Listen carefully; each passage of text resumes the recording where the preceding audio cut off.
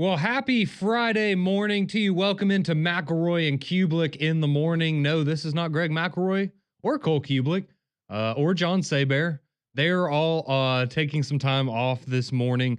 So for the next 3 hours, it will be myself, Conrad Van Order, alongside one Damian Mitchell here to get you ready for another fantastic weekend here in this holiday season. As hope everyone had a very, very Merry Christmas. We were off the last 3 days getting to spend some time with our friends and family and hope y'all all got to do the same. And yeah, it was just nice to get around, get to see all of the family. And with Paige and I, both of our parents being divorced, it's literally like the movie Four Christmases in our real life, but it's it's good to get around and get to see everybody. And we're fortunate that most of our family lives here in the state of Alabama, so it's not too much travel going on, but a lot of great to see everybody. Great to had a lot of good food. Got some good presents. Hope everybody had a wonderful and very, very Merry Christmas there. Damien, how was your Christmas? You have a good few days off, my friend? Absolutely, man. It was a lot of fun. Kind of now with the significant other, I forgot about the traveling all over the place. So we got a chance to do Christmas Eve with my girlfriend and her family. And then Christmas Day, we were back in Maplesville, had a great time. Just as you get older, especially I have 3 nieces, so kind of, playing Santa Claus a little bit and just seeing the joy on their faces, watching them grow, just hanging out with family, new family that I got a chance to spend time with. Dog, it was awesome. It really was. It was relaxing, just having these days off. And I mean, it wasn't as cold as it has been on Christmas Day, but we still got a chance to go out there, throw the football around, just have a good time. And it was just fun, man. It was great, and got a chance to watch some bowl games and stuff, and some teams that I hadn't got a chance to really watch all season, and just seeing how they performed in bowl season. It was real cool. We had a great time, though. It was absolutely wonderful. Well, I'm glad to hear it. Yeah, hope everyone had a wonderful Christmas out there. I know there were like you said, I know it wasn't cold, like maybe some people would have wanted it to. The weather kind of, you've looked at the weather today, maybe going to be a little bit rainy here, and but it's going to be warm, so that's the good news. If if you're a fan of that, it's going to be in the 60s today. So I mean, Yep. I'm certainly a fan of that. But of course, we do have the Birmingham Bowl coming up this afternoon at 2:30. You have a great slate of bowl games that we have going on throughout the day today, actually. And if you just look, of course, we have the Birmingham Bowl, which if you have missed it, it is going to be Georgia Tech and Vanderbilt. And we've already seen, some of those fan bases kind of descend on the city of Birmingham. And I know, there was some good fanfare at their little pep rallies and things that they were doing around the area yesterday. I know they were practicing at some local high schools as well, and just kind of getting a taste of living here in Birmingham around the Birmingham Bowl. But that is going to be coming up at 2:30 this afternoon. Again, just keep an eye on the weather. It is going to be rainy throughout the day. Hopefully it clears up a little closer to game time, but we are expecting it to be a rainy day here in the Birmingham area. But, your action today is going to get started at 11 a.m. You're going to have Oklahoma and Navy facing off in the Lockheed Martin Armed Forces Bowl from Fort Worth, Texas. So that's going to be, I think that's a pretty intriguing bowl game there. Of course, no Jackson Arnold left there for Oklahoma. They've had a lot of players hit the portal, actually. So going to be a little bit of a different look there. And then, of course, Navy looking to get their 10th win of the season after having a really special season there. So that's going to be your first bowl game at 11. Then, of course, the Birmingham Bowl after that at 2:30. Then coming up, you're going to get a little SEC action at 6 o'clock tonight as Arkansas takes on the new Portal Kings, the Texas Tech Red Raiders. Because if you haven't been paying attention, the Texas Tech has the highest rated transfer portal class as it stands right now. They've been putting in work there over the last few weeks, so that'll be an interesting game. That's going to be the AutoZone Liberty Bowl taking place in Memphis. Again, that kickoff will be at 6 o'clock tonight. Then you're going to have Syracuse taking on Washington State. Man, this Washington State team's going to look a little different. You're not going to have your quarterback, not going to have your head coach, not going to have your offensive coordinator. Yep. It's going to be we'll call that one an uphill battle for the Cougars. But that's your DirecTV Holiday Bowl. That game's going to be kicking off at 7 p.m. tonight on Fox as Syracuse takes on Washington State. And then your nightcap, this could be a pretty interesting bowl game here. It is going to be a little late, though. So if you're staying up on your Friday night at 9:30, you're going to get the SRS Distribution Las Vegas Bowl from Las Vegas, obviously. And that's going to be USC taking on the Texas A&M Aggies. So that's going to be a bit of a an interesting matchup there. I think that could be a pretty good bowl game. So again, you got a good slate of games coming up for you today. We'll talk about some of those matchups here as we work throughout the show, but I know a lot of people are excited for the Birmingham Bowl. Should be a great showing there at Protective Stadium between Georgia Tech and Vanderbilt. I know Damien's going to be out there for a bit. I believe myself, Pat Smith, and Molly Robinson might be making an appearance as well. So hopefully get to see some of you out there, and hope y'all all go out there and have a good time at Protective Stadium this afternoon. But we do have some things that happened over Christmas, and, you know, I guess there's a lot of different ways we could go, because you had your NFL on Netflix on Christmas Day. I guess we can start with some of that. I thought that actually went pretty well, Damien. I don't know how much of that you got to catch. I didn't get to watch. You know, I wasn't, sit down glued to my TV for the entirety of both of the games, but I thought from what I was able to watch, not even necessarily talking about the games itself, but just the presentation of it, the production of that whole broadcast from Netflix, I thought they did a really good job with that. And I thought that, moving forward, I know after the Jake Paul and Mike Tyson thing, people were worried because, the live stream wasn't working and people weren't able to watch the event. And it's like, man, how's that going to be with the NFL? Because, how many people are going to want to tune in for that? But it seemed to go off without a hitch, and I was impressed. I thought the studio crew they had was solid. I thought that the game, the way that it looked, I saw so many people talking about how clear the quality of the picture was, how good the sound was, all of that. I thought they absolutely knocked it out of the park for their first foray into live football. Yeah, and that was my biggest question mark coming into it, because of just how the streaming was for the Jake Paul Mike Tyson fight, of all the buffering that we were getting. But I think for overall production-wise, it was great. The game wasn't that bad either between the Steelers and the Chiefs. That was probably the most I got to see. I got to see a little bit of the Ravens and Texans, and by the time the score was 17-2, I was like, okay, well, we can kind of tune this one out. If something happens, we'll see it. But overall, it was a great broadcast. I think it was fun. It was entertaining. NFL on Christmas Day, I think moving forward, you got to have, not to say the teams weren't exciting, but you kind of want a better matchup. You kind of just want, I left it a little bit more like, oh man, I wish they would have had a nightcap. I just wish they could have, kept it. If they would have had 3 games all together, it would have been cool. The NBA was pretty good. I got a chance to watch a few games, just kind of, peeking here and there. Lakers-Warriors game was really good. Oh man, if you hadn't, we've reached this point, especially with us, we've gotten a chance to see both LeBron James and Steph Curry all of our lives.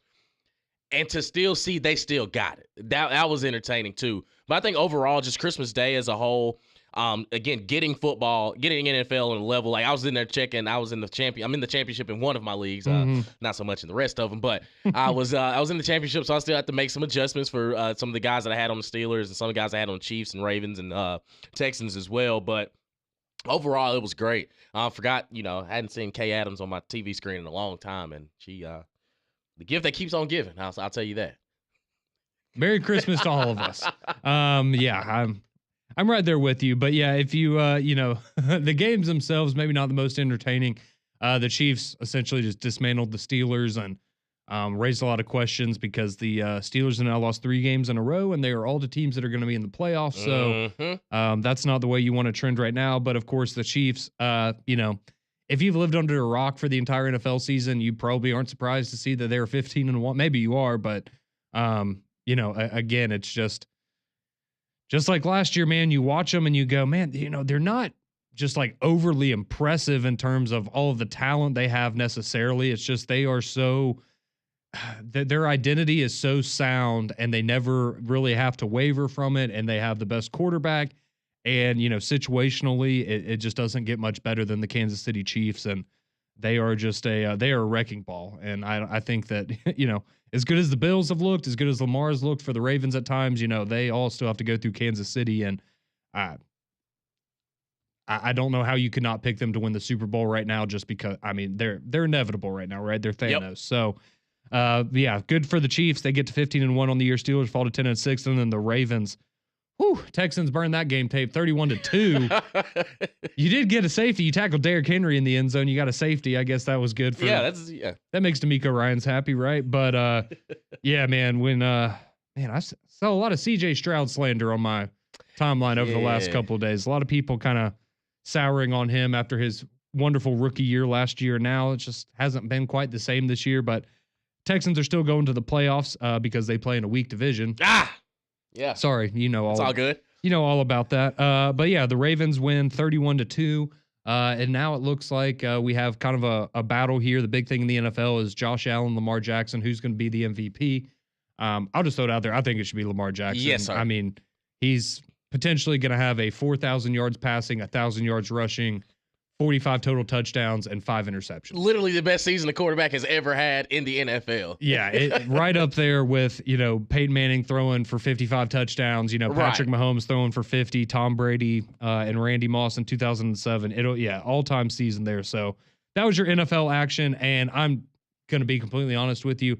I don't want to talk about the game last night. I don't know if anybody else watched it. That was one of the worst football games I've ever watched in my entire life. The Seahawks won 6-3. That's all you need to know. It was ugly. It was disgusting. And if you didn't watch it, you saved about 3.5 hours of your life. It was disgusting. I was flipping back and forth from the bowl game and the NFL, and I was just like, you know what? I'm not gonna worry myself. I appreciate Seattle and Chicago for the Thursday night matchups, but this is not what America wanted to see. No, it's not. And again, now we've had a couple weeks where the Thursday night we're falling back into what happened last year, where it's, man, these are just some steaming pile of what games. And so I'm sorry to anybody that wasted their time watching the Seahawks and the Bears last night, but the Seahawks did win 6-3 and to help their playoff hopes there. And now the Bears have lost 10 games in a row. So that's not great if you're a Chicago Bears fan. So yeah, a bit of a rough stretch for them there, but we did have some bowl games over the Christmas break, and something that happened or had never happened before happened a couple of days ago, where you had a bowl game go to 5 overtimes. First bowl game to ever do that.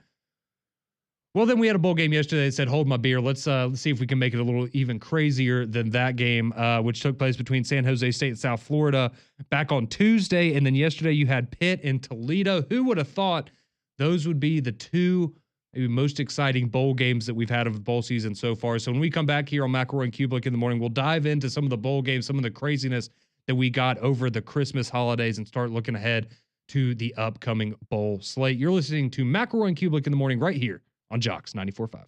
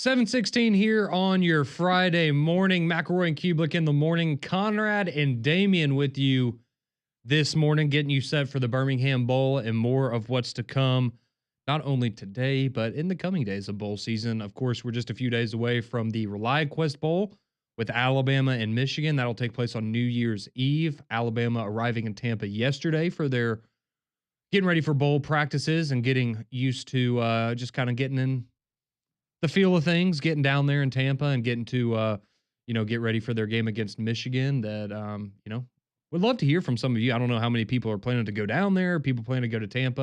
I just, I understand. I know there's probably a lot of Alabama fans that were hoping you were going to be looking for playoff tickets and not ReliaQuest Bowl tickets, but I would be curious to know how many of our listeners are making the trek down there. And how I was going to get your feedback on this. How about the transfer portal for Alabama, as we saw that Justice Haynes finally decided where he was going to land, and it just so happens to be the Michigan Wolverines. Yes, I'm glad you brought that up because I did want to give a portal update for Alabama and Auburn. Ugh. So yeah, for Alabama, no news really over the weekend in terms of you didn't have anybody else hit the portal, you didn't have anybody else that you brought out of the portal. But yes, I guess the big news was Justice Haynes committing to Michigan. He joins Damon Payne, who also joined Michigan. So you now have a couple of former Alabama players there on the Wolverines side of things. And I know that Kane Womack, when they spoke with the media last week, he was kind of asked about that. And he said they're going to have to, change up the signals and mix some things up just to be prepared. Because if we know something Michigan loves to do, yeah. So, Connor Stallions isn't there anymore. No, he's not. I did see where Connor Stallions posted on Twitter that for Christmas he got a clock that had Ryan Day's face on it. So he seemed pretty happy about it. So I'm glad that he had a good Christmas there. But yeah, Justice Haynes transfers to Michigan. I will say this.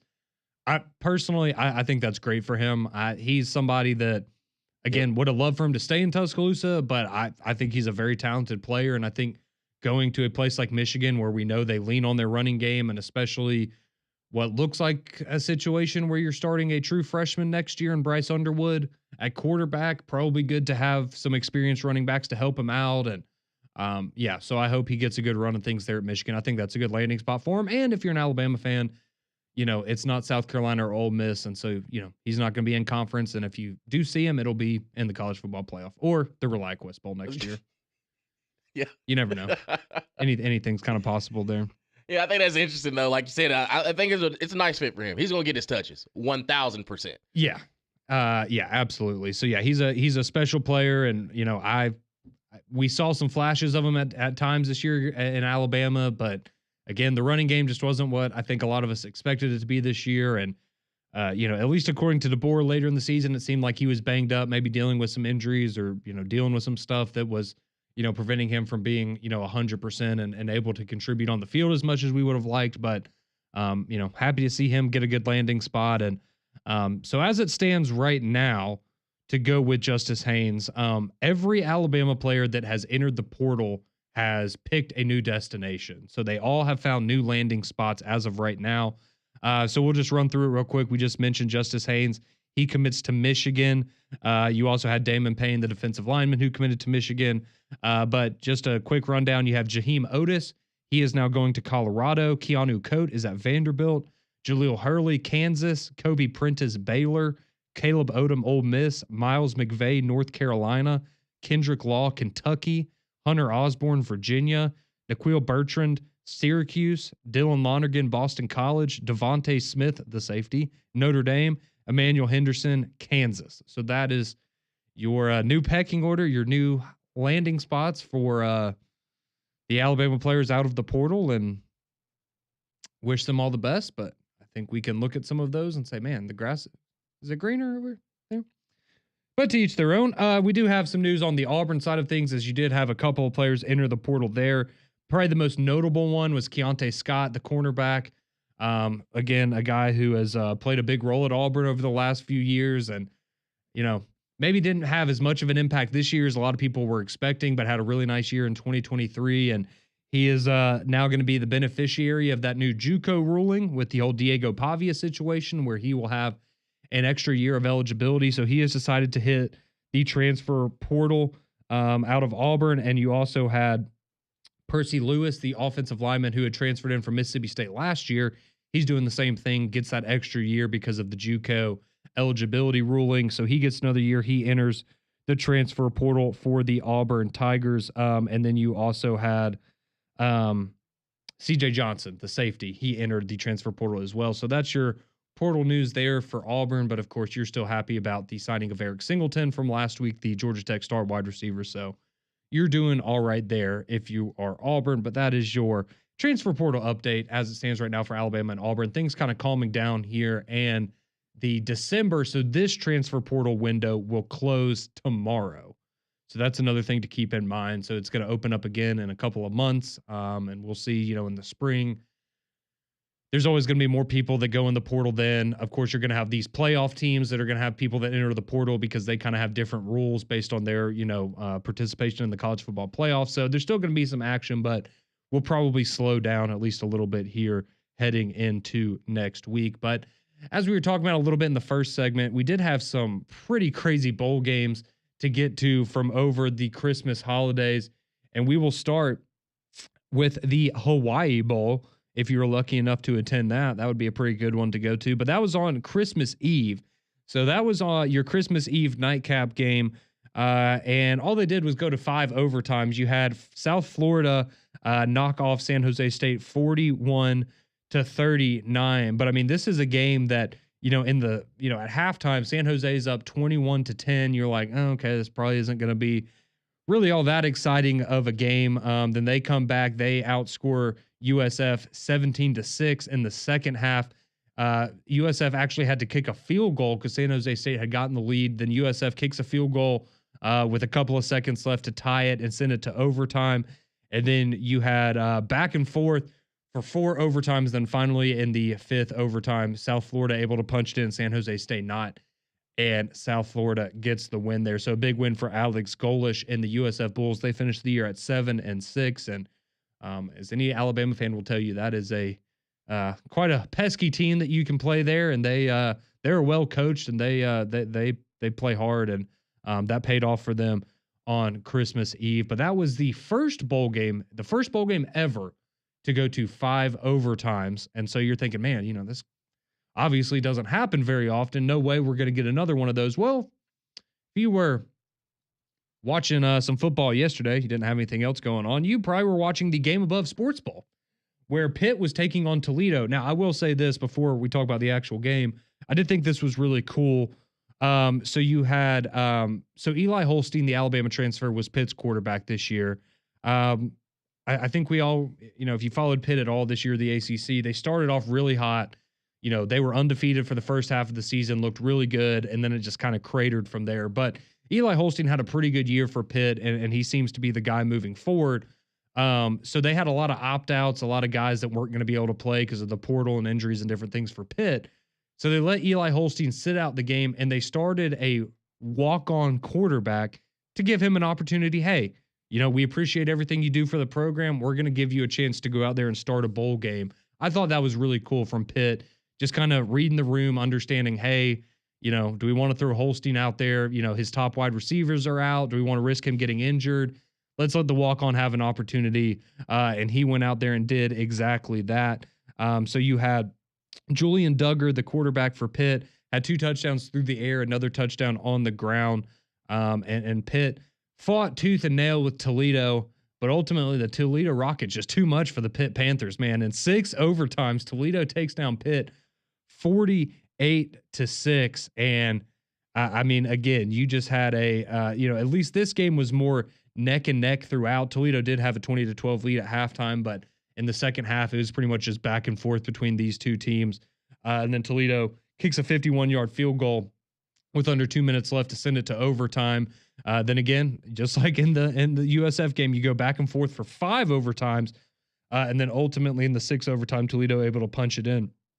Pitt not able to do the same. And, it just puts you again. And, and I think it's always an interesting debate when you get these kinds of games of, at what point, if you're the coach, in the early overtime periods, do you just go for 2 and try to end it? Because inevitably you're going to have to do that once you get to, the third overtime where it's just straight up back and forth 2-point conversions. And, it's another one of those coaching dilemmas where you can look there and in the moment make a decision, and you're trying to play it safe, just trying to extend the game, what have you. But I always think that's kind of just the mental aspect of what goes into that as a coach is, do you delay the inevitable and just kind of wait until you have to play the 2-point conversion game, or do you just kind of go ahead and try to knock it out and get the win early on in overtime? But ultimately it does go to 6 overtime. So now we have the first 6 overtime game in the history of bowl season as Toledo took down Pitt last night 48-46. And this is the stuff that makes bowl season special, right? These types of games, because let's be honest, is anybody really getting that excited probably for Pitt versus Toledo? Maybe not. But hey, it's the day after Christmas. A lot of people are off work. You're sitting around on the couch, hanging out at home. Hey, I'll put it on, and you end up getting a fantastic football game. And I think that's part of why I understand, some people are like, well, with the playoff expanding, why do we even have these other bowl games? Well, because of moments like this where this is peak entertainment. This is the kind of stuff that you only can get in college football.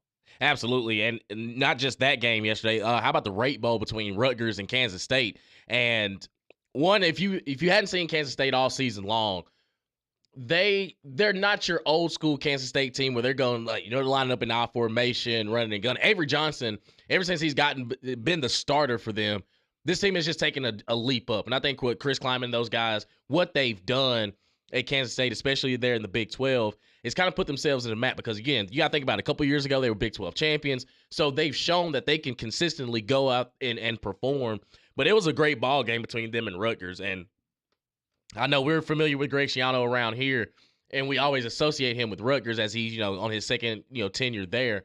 But I think to your point, when you watch these bowl games and teams that you hadn't really seen all season long, I kind of just chalked it up, okay, it's Rutgers, Kansas State to go out there and handle their business. It was a competitive matchup all the way through, and it was back and forth all the way through. And I think it was one of those, to your point, it's the day after Christmas, ain't really got much going on. It's like, oh, okay, well, this game could be pretty entertaining. And it was, all the way up until the end, where Kansas State knocks off Rutgers 44-41, and then it sets you up for the 68 Ventures Bowl there in the nightcap with Arkansas State and Bowling Green, two teams I hadn't seen at any point really during the season. And Butch Jones, the champions of life, as we know, when he was the head coach of Tennessee, they ended up knocking off Bowling Green 38-31. But I love the scoring that we've been seeing in bowl season. None of these games have been kind of like the NFL where 6-3 at the end of the ball game, but these offenses have been rolling. And of course, like you hear, of course, every broadcast, like these guys are, they've been affected by the transfer portal. So some guys are getting their first start. A lot of guys don't have really that many stats, but they've gone out and performed and kind of put some good tape out there. It's like, okay, well, you could kind of build this thing up for next season. Yeah, no, that was that was a fantastic game, like you were saying. And again, you go into halftime, Rutgers has a 10-point lead, and then they come out and they score, fairly early in the third quarter, and you're like, man, they're up 34-17 on Kansas State. And like going into the game, I'm like, oh yeah, Kansas State's just going to handle their business. Like Rutgers is better. Like they were a competitive program this year. But Kansas State, again, like a perennial top 25 team, one of the better teams in the Big 12. And like you said, just kind of how dynamic they can be on offense with Avery Johnson, everything they're able to do. And you saw that late in the game, though, as they were able to ultimately come back and they score a couple of touchdowns in the last 6 or 7 minutes of the game and ultimately come away with a 44-41 victory. But yeah, if you liked offense, that was your game last night. Kansas State had almost 550 yards of total offense. Rutgers a little over 400. So again, these are the games in bowl season that, I get it. You're not playing for a national championship. You're not playing for, to advance in the college football playoff, what have you. But it means a lot to these programs, and especially, getting these opportunities to get guys more reps and more experience is always a good thing as well. We do have somebody that texting in. I appreciate you correcting me on the Pitt and Toledo game. It was actually Lynch was the walk-on. Julian Duggar was their fourth or fifth string quarterback that then had to come into the game as well. So you got a walk-on and a fifth string quarterback in the Pitt game as your quarterbacks there. But again, just cool to get to see guys that, let's be honest, don't get a lot of opportunities. And, I probably weren't really even expecting to play in the bowl or at least start the bowl game, right? You might get some time later on, but to see them get an opportunity and Pitt just kind of say, hey, we're down a lot of guys. Let's give these guys an opportunity. I thought that was really, really cool to see. But again, you do have your bowl slate coming up. Also, last night, Arkansas State knocks off Bowling Green 38-31 there in the nightcap that we had last night. But again, if you missed it earlier, we do have another great slate of bowl games coming up today, again at 11 a.m. Coming up in about 3.5 hours, you're going to have Oklahoma and Navy taking each other on there in the Lockheed Martin Armed Forces Bowl. Of course, we have the Birmingham Bowl this afternoon with Georgia Tech and Vanderbilt here at Protective Stadium. And then you have Texas Tech, Arkansas at 6 o'clock in the AutoZone Liberty Bowl, Syracuse, Washington State in the DirecTV Holiday Bowl, and then USC, Texas A&M, and the SRS Distribution Las Vegas Bowl tonight as your nightcap. So a lot to get to. We also have the college football playoff coming up. Would love to hear from you. 205-834-9450. What have been your favorite moments of bowl season so far? What bowl games today or maybe over the course of the weekend are you most excited for? And hey, do you have some early thoughts on the college football playoff matchups? Because we have some great games coming up next week. We have a little bit of news surrounding Georgia. Not going to be a big surprise, but a couple of news and notes involving those teams in the college football playoff. So would love to hear from you, get your feedback. Maybe just tell us how your Christmas holidays went, what your favorite present was, what your favorite moment was, anything like that. We will hear from you. Read your text, take your phone calls all morning long here on this Friday after Christmas edition of McElroy and Cubelic in the morning.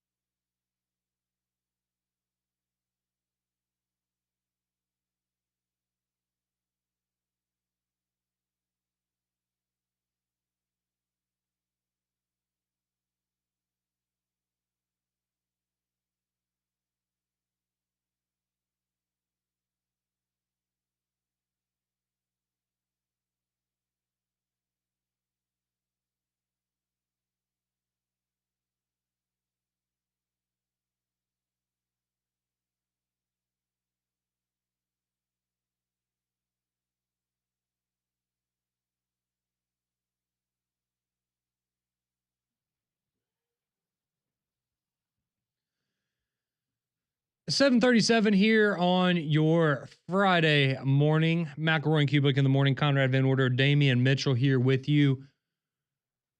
Greg McElroy, Cole Cubelic out on bowl game assignments. They will be out today. They'll also be out on Monday, but they will be back with us later in the week next week. So Damian and myself here with you until the 10 o'clock hour when we hand you off to three-man front. Pat Landrum and Molly going to be with you today from 10 until 2. And then, of course, you'll have the Paul Feinbaum show coming up later this afternoon.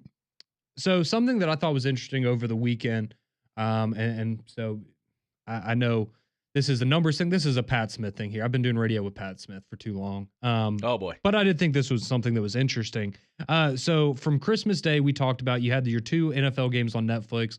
But traditionally, I think, at least for me, when I think of Christmas and sports, I think of the NBA because they've kind of had a stranglehold on Christmas Day for a while, and that's kind of been their thing, and that's great. And I'll be honest, I think, probably for people in this area, I know the NBA is not the most popular sport here with most of our listeners, but on Christmas Day, you probably watch a little bit of the NBA because it's what you have going on, right? Well, the NFL said, you know what, we want a slice of that pie. We're going to put some games on Netflix, and you're just going to have to deal with an NBA. And I know LeBron, after they had their walk-off win over the Warriors on Christmas Day, was, love the NFL, but the Christmas Day belongs to the NBA. Well, it does not, in fact, belong to the NBA. So here are some numbers for the NBA games you had on Christmas Day and the number of viewers they had versus the NFL games. And keep in mind, the NBA games are on television, right? Just normal. If you have cable, whatever, you can watch the NBA games. You have to have Netflix to watch the NFL games. Now, I understand it feels like everybody in the world has Netflix. They do not, but I get it. Hundreds of millions of people have Netflix. I get that. But for the NBA, the highest rated game was unsurprisingly the Lakers and Warriors, which was a great game if you missed it. But that game drew 7.7 million viewers. Other than that, you had the Celtics and 76ers at 5.1, Knicks and Spurs at 4.9 million, Timberwolves and Mavs at 4.3 million, and then the Nuggets and Suns at 3.8 million. The NFL games, you had your Chiefs and Steelers game had 24.1 million, and the Ravens Texans had 24.3 million. So just doing some quick math here, essentially both of the NFL games drew the same number of viewers as all of the NBA games combined. Granted, I mean, give or take, maybe a million viewers, something like that. But essentially, pretty spot on comparison there. So you had each NFL game drew the same amount of viewers as all of the NBA games on Christmas Day combined. Something tells me that we are going to see more of this moving forward. Absolutely. Roger Goodell, if there's one thing he wants to do as a commissioner, is that's one, to keep the eyeballs on the NFL.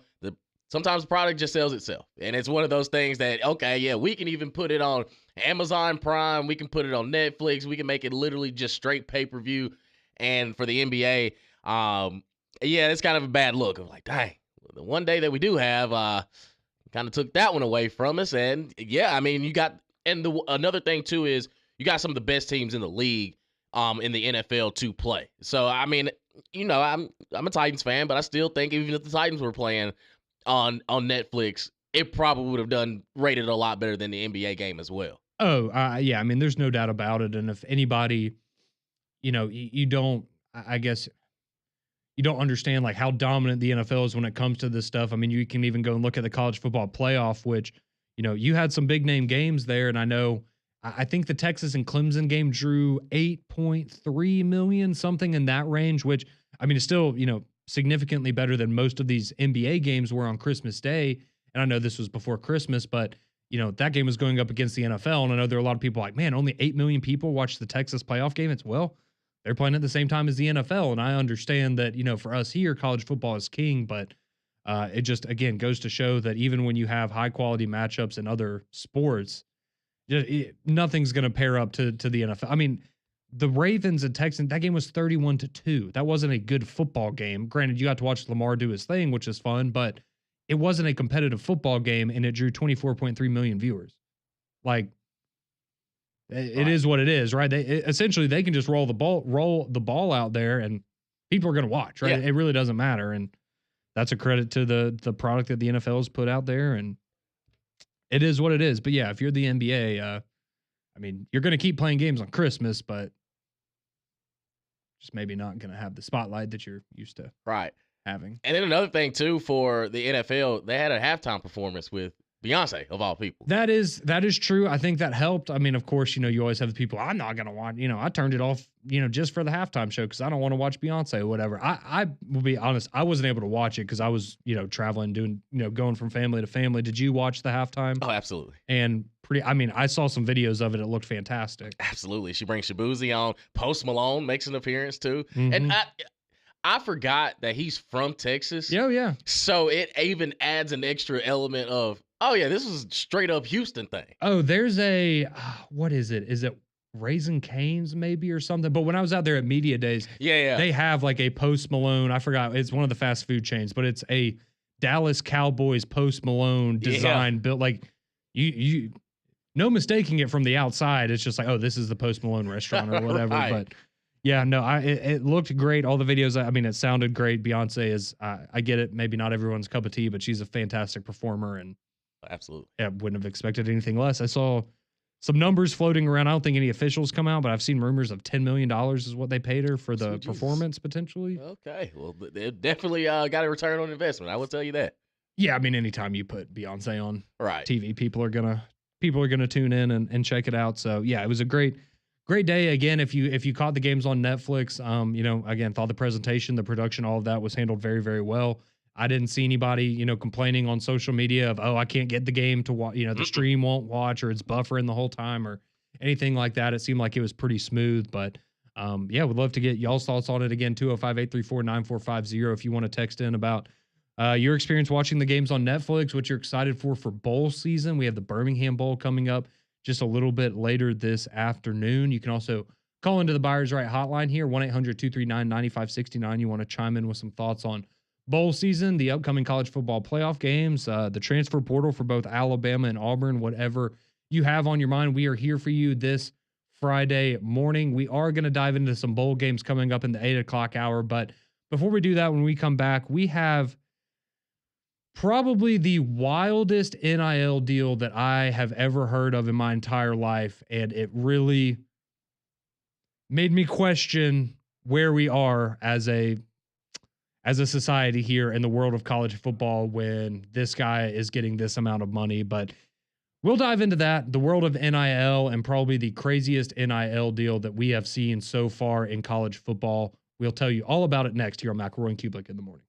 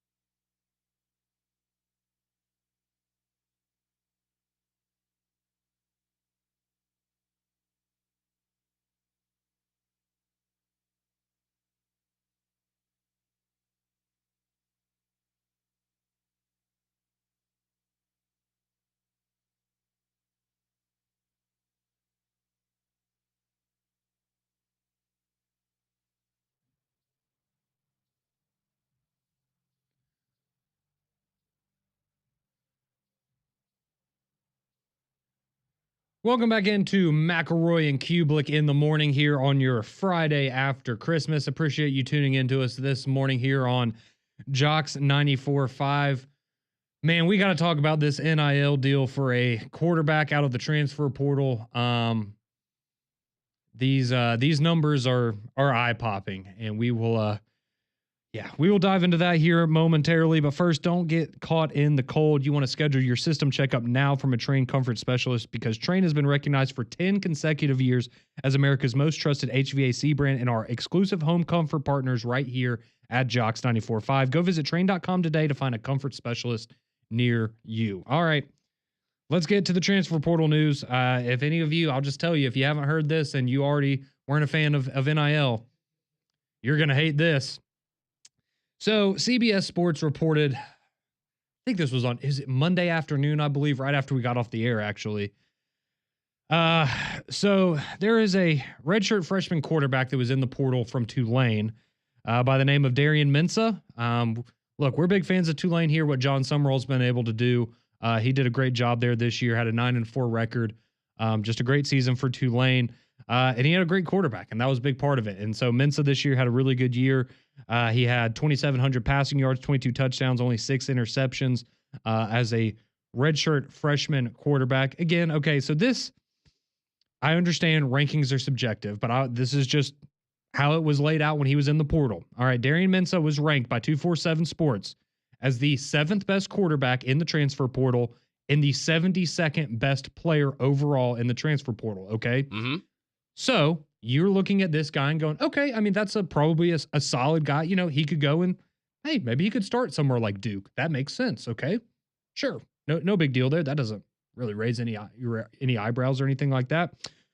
Well, what if we told you that Duke got the Tulane transfer quarterback out of the portal for $4 million a year? No. $4 million a year. No. Because that's what CBS Sports is reporting, is that Darian Mensah and Duke have agreed on a 2-year NIL deal for $8 million. That's insane. They are paying this kid $4 million a year to be the quarterback at Duke. Duke. He better be playing for a college football playoff. He better be getting ready to win a Heisman, the Davy O'Brien. For $4 million, he better not have an incomplete pass in a game. Because I don't care what you say. One, Duke is a basketball school. Let's get that out the way. Now, if you listen, no offense to Mensah, but if you are the 7th ranked quarterback in the transfer portal, we're not even starting conversations at million. I'll be like, hey, how about you be 100,000 there? How about you be 1,000 there quarterback for me? Because if we're going to agree to those numbers, by God, you better turn this program around from the day you step foot on my campus.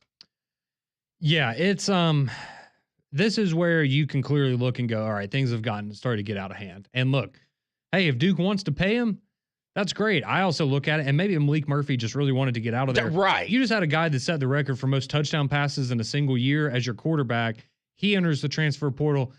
No way in hell Malik Murphy's getting $4 million a year. I'm sorry. He's not. And how many people, when these guys went in the portal, I mean, you probably look at them somewhat similarly. I mean, Malik Murphy was rated higher, again, in terms of the overall prospects in the portal. That doesn't mean he's a better player. Doesn't mean he's going to have a better season in 2025. You know, Mensah could go out there and win the Heisman next year, and Duke could go undefeated and play in the college football playoff. We could all be wrong, but you were paying $4 million for the 72nd best player in the transfer portal. And I get it's a quarterback. That is asinine because, I mean, again, you go back and you look at last year, and I know, you know, some of these numbers get thrown around, but, you know, from my understanding, like Cam Ward going to Miami, I think we all agree that was probably the best player that came out of the portal. He was fantastic from Miami this year. I mean, they got him for about $2 million. And that guy's about to be a top 5 pick in the NFL draft, was a Heisman contender. I mean, he was the best quarterback in college football this year, in my opinion. And you got him for $2 million, which is steep, but that's what you pay for an elite quarterback. Maybe Mensah is going to be the next elite quarterback, but $4 million a year for the Tulane transfer quarterback going to Duke. I just don't think you're going to get a return on investment at all. No, again, I don't either. You would have to make the college football playoff and get the payouts that go to the conferences and all of the extra, you know, financial benefits that come from being a playoff team. to even have that conversation, I think, because like you said, again, how many Duke fans know who this guy is? You know what I'm saying? Like, it's nothing Right. against him. Like, he's a good player, but it's a basketball school. They've been a more competitive football program lately, but that just is absolutely jaw dropping to me. And when you look at what hell, I mean, whatever, if Auburn paid 1.5, 2.5, whatever the real number is for Jackson Arnold, that's a steal. Oh, absolutely. I mean, you got to feel pretty good about the investment you made there. And, again, it doesn't mean that Jackson Arnold's going to be better than Mensa necessarily, but $4 million for a transfer quarterback from Tulane, who was, again, the 7th highest rated quarterback in the portal. It's just absolutely, it's asinine, man. And you go and look, and I mean, in CBS, they bring up the point of, if you keep up with college basketball, the number one player, Diabonsa, the guy that just committed to BYU a couple of weeks ago. I know that number came out at like 8 million. I think now it's maybe closer to 5 or 6 million. And that's what you're getting for 1 year of a college basketball player. Granted, he's the number one player. He's like a generational prospect type thing. So while that is still an asinine number, it's crazy that you're approaching that for I guess you would consider like an above average transfer portal quarterback compared to the number one potentially generational prospect in college basketball. That's just absolutely wild to me. And yeah, kudos to the other teams that went and got their quarterbacks already, and I'm assuming paid less money than that to get their guys. Well, you got to think for Duke, man. They, with Bill Belichick coming in to the ACC, you got to at least shake the foundation a little bit. Yep. Yeah, sure. I guess so. I'm glad that somebody's pocketbook was ready for action. Yeah, I mean, Duke has wonderful alumni. They got the bread. They got the money. Great academics. He'll have a hell of an education. Absolutely. Great education. And get, nice little check. It'll be fun. Yeah, he'll get to go to Cameron Indoor, watch the basketball games. That'll be fun. Right. But yeah, I mean, hey, look, Darian Mensa, good for you, man. If that's what the market is telling you, and then you take it. But yeah, a lot of thoughts on that one with the state of college football where it is when Duke is paying $4 million for a quarterback. We are, it's not going to get any better. If you were hoping it is, it's not. So, hour 2, McElroy and Cubelic in the morning, coming up next.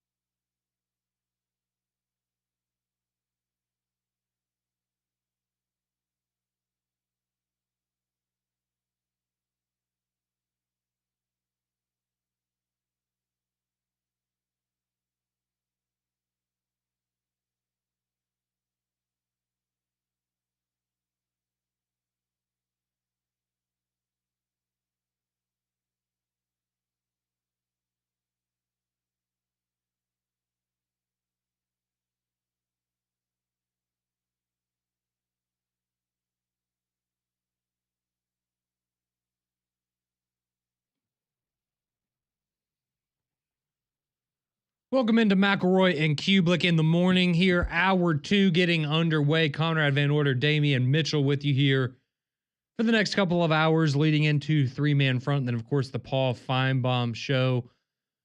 Got a big day here in the city of Birmingham. A little rainy today, but it does feel nice outside. It's going to be in the 60s later on this afternoon, and that's perfect because we have the Birmingham Bowl coming up at 2:30 at Protective Stadium as Georgia Tech and Vanderbilt will do battle there for the Birmingham Bowl. And really cool to see just obviously the proximity for both of the fan bases makes it easy for a lot of them to come and be able to attend the event. I know, E. Robinson and some of our other listeners, big Vanderbilt fans, are excited for the game today. Damian's got his Vanderbilt quarter zip on. Hey, big Vandy guy. Huge. Anchor down. You look way smarter wearing that. I appreciate it. It's funny how that works, isn't it?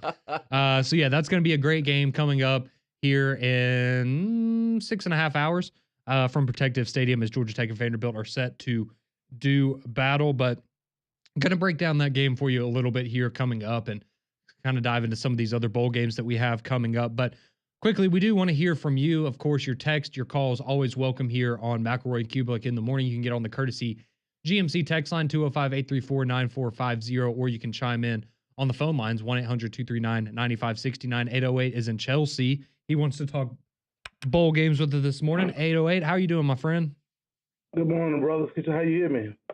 Oh, doing well, man. Doing well. How are you doing? What you want to talk about with your bowl games, buddy? What I'm saying is, as far as rating, I wonder why the committee did not, or the bowl selection committee did not put Colorado with Bama. I think those ratings would have went crazy.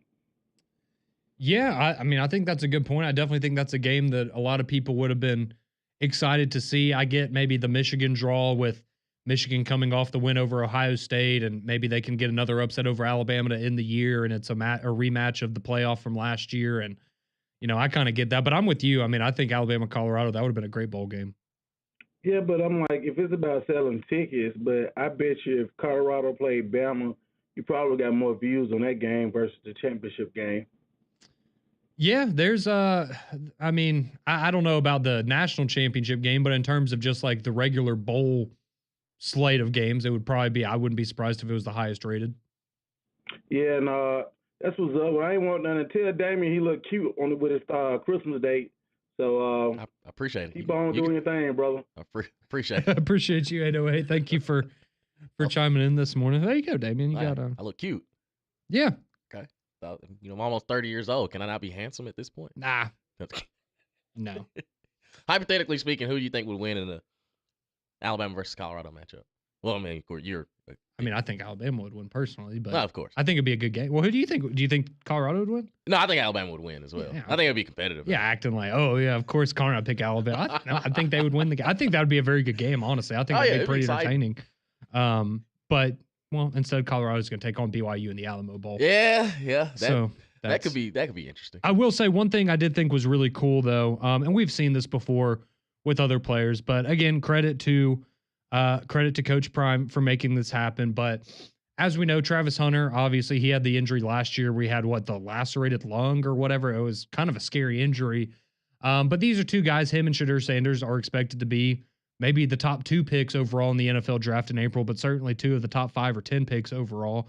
But Colorado has taken out an insurance policy because they want to play in the bowl game, but it's a way of, hey, if the worst happens and they were to suffer a big time injury in the bowl game, they will have some sort of financial security to go along with that injury. So it's always cool, to see that they want to play in this bowl game. Cause I was kind of surprised. I thought they'd want to sit out and just go and get ready for the NFL draft. So it's cool that they want to play one more game with their teammates, and good on Colorado for getting the insurance policy so that, again, just covering all your bases. You obviously hope nothing's going to happen to them, and I wouldn't expect them to play the full game, but to have just kind of that backup there just in case something does happen, I thought that was cool of Coach Prime to make sure that they have that security for his star players there as they go into their Alamo Bowl appearance. We do have some text here on the courtesy GMC text line, again, 205-834-9450 if you want to chime in. We have some people chiming in, just wishing us a Merry Christmas. Merry Christmas to all of you. Hope y'all all had a great time over the last few days. I know I did, getting to spend a lot of time with family and just eating a lot of good food, getting to see some people that I haven't gotten to see, especially here in football season, just get so busy. It's always good to kind of get through football season or most of it and then get some time with the family. I know Damian had a good one as well. And according to 808, he looked cute. So Thank you. that's, well, hey, I mean, could have said you look bad. That is true. It could always. I think it was a shirt. It could always be worse. Let's see. Cassie texts in and says, hope you all had a good holiday and I hope you all got extra gifts for always holding things down when everyone's gone. No, we didn't. Hey. We didn't. It was we do this for the love of the game. Exactly. We don't do it for the glitz and the glamour. And because and the there's no one else here. So if we weren't here, there would be silence right now. But we're always thankful for the opportunity and it's fun. Hey, I like it. I get to, I don't have to do double duty and do multiple shows. I just I get to wrap it up and go and enjoy the day. We have, let's see, Ronnie from Birmingham. He chimes in and he says, the NBA is in trouble. Imagine the NFL teams that play on Christmas and the home team brings out performers at the half from that city like Houston did. New Orleans would be insane with Lil Wayne, or Atlanta. There's just too many to name for halftime shows for the NFL. Yeah, there's a lot of options. Yeah. I think Lil Wayne would have been a little probably would have felt slighted if, hey, we'll let you do the Christmas halftime show, but we're not going to let you do the Super Bowl in New Orleans. We're going to give that one to Kendrick. Yeah, we'll see about that. Let's see. Austin texts in. He says, Damian broke the internet with his social media post. Sweet Jesus, y'all. You got a lot of people. Hey. Well, you've been living the bachelor life for a while, and now you're not, and people are just happy to see you growing and you're thriving, brother. I appreciate it. Yeah, we're yeah, if only y'all knew. I guess I was Bruce Wayne for so long. Like, man, it's fun. It's fun. That's right, Black Bruce Wayne, right? Exactly. Just like the exactly. Just like the song. They call me the Dark Knight. They do call me the Dark Knight. That's right. I saw my mother-in-law wished you a Merry Christmas on Facebook. I was like, didn't know y'all were friends on Facebook. Yeah, we homies, dog. Glad you and my mother-in-law. Yeah, I mean, we kicked it at your wedding, man. So I know. At this point, like, we homies. I know. Well, you didn't hurt her. That was my stepmom. That's a story for a different day. We have Donnie who texted in. He says, will Diego Pavia run all over Georgia Tech today and break their 0-12 streak against the Yellow Jackets? Ooh, I didn't know it was that bad. That's a good question. And I guess that's a good segue for us to dive into this matchup a little bit. So, again, if you have missed it, Georgia Tech Vanderbilt Birmingham Bowl coming up at 2:30 this afternoon. They're at Protective Stadium. And I think this is going to be a great matchup. I think it's going to be very interesting because I see a lot of, to be honest with you, I kind of see a lot of similarities in how they play football, and particularly, with the style of offense they run and the quarterbacks with Haynes King and Diego Pavia, where, they're going to run the football a lot. They're going to put their quarterback in motion a lot. They're going to let them kind of make their own decisions, a lot of RPOs. Again, it's just going back to a lot of what you saw, if you go back to the Vanderbilt game against Alabama, which I know we've talked about a lot this year, but that's kind of been the way that they found success this year, right? Like they like running little short passing routes, getting guys in space, getting guys moving around. And it's worked really well for them. It's worked really well for both of them. I mean, you go and you see what, Georgia Tech was able to do, run the ball down Miami's throat in that upset win, what they were able to do against Georgia in the game at the end of the regular season where, they almost pulled off that crazy upset over Kirby Smart and the Bulldogs. And, I just think that they play very similar styles of offense. The schools themselves are, again, I hate saying afterthought, right? But when you think, they're the smart schools, right? You think more of them for academics or maybe other athletics other than football necessarily. I mean, maybe Georgia Tech more so than Vanderbilt in the world of football, and Vanderbilt never had Calvin Johnson, but and Jay Cutler. They had Jordan Matthews. Yeah, and Jordan Rogers. Him too. Yeah. And Skip Bayless. And Skip. Yeah, and Skip. You got that one. And David Price, but that's a completely different sport there. But no, I mean, I think this is going to be a very competitive matchup. I think you have two programs that, again, for the seasons that you've had, this is your kind of cherry on top opportunity, right? For everything that you accomplished this year, this is the best season for Vanderbilt in recent memory, the best season for Georgia Tech in recent memory. You had some big wins along the way. And now this is kind of your chance to go into that offseason and carry on that momentum. And especially now, I think this game maybe would have felt a little different before the NCAA ruling that Diego Pavia could get another year of eligibility, and that, kind of snowballed into the whole JUCO thing where now you have all these players that are getting an extra year of eligibility that played, sometime in JUCO.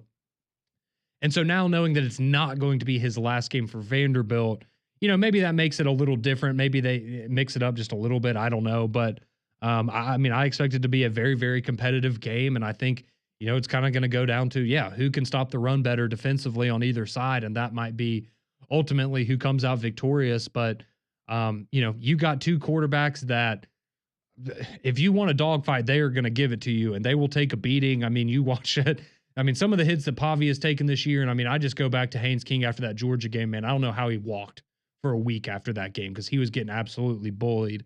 But they just, keep picking themselves up and going back to the line of scrimmage and running the next play. And that's the kind of football that we like here in the South. And so, I think it's going to be a great matchup. And if I had to give you a lean for the game today, seriously, it's just hard for me to go against Pavia based on everything we've seen from him in the last couple of years. And coming down here, it should be a great showing from both fan bases. But I would probably give a slight lean to Vanderbilt here in the game today. Yeah, and I think to your point, both of these teams they're just both similar because we may see both quarterbacks lead their team in passing yards, and we may also see both their quarterbacks lead their team in rushing yards.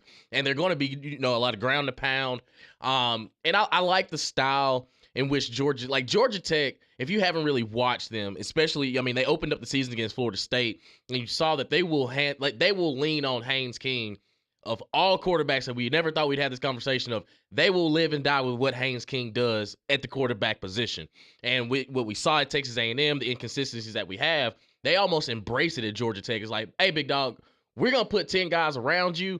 You just need to make sure you don't turn the ball over. We're going to probably run you up and down the field. We're going to be calling quarterback power. And I think that for Vanderbilt, it's kind of just the Diego Pavia show. It's whatever number 2 does, let the chips fall where they may. And I think for Vanderbilt, it's kind of, you're in that mode of, this is where Clark Lee wants this program to be consistently in bowl games and kind of just set the future, kind of set the premise for the future moving forward. Because again, Diego Pavia gets to come back for another year.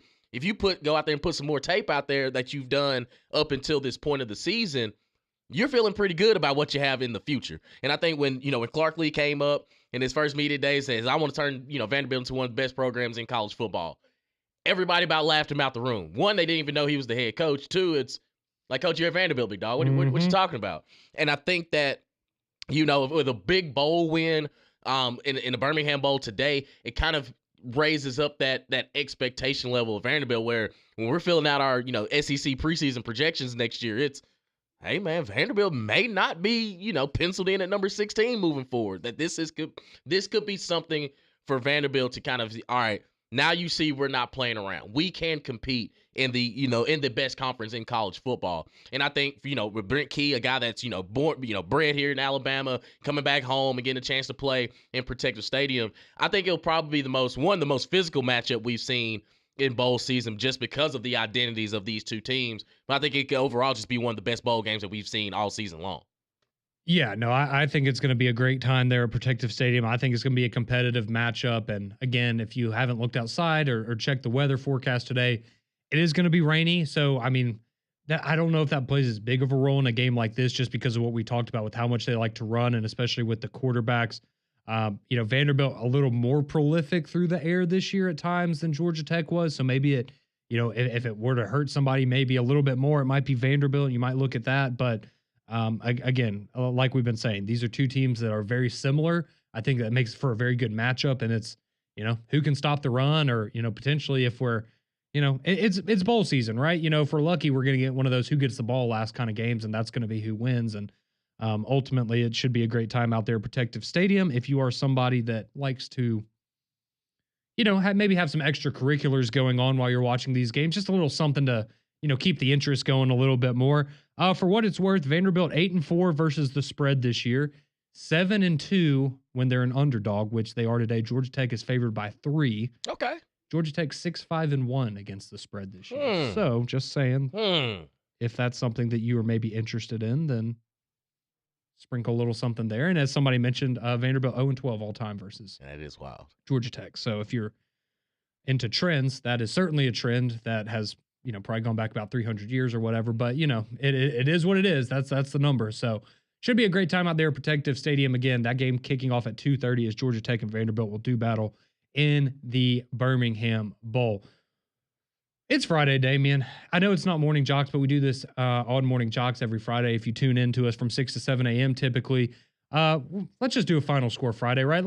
If you want to text in, let's get your score. What are your predictions for any of the bowl games today, but specifically the Birmingham Bowl? Do you have a lean, Georgia Tech, Vanderbilt? What side are you going with? And I mean, again, we have some other great games, Texas A&M and USC, Oklahoma and Navy. That game's kicking off in under 3 hours here this morning. So final score Friday. If you have any score predictions for these bowl games coming up today, we'd love to hear from you.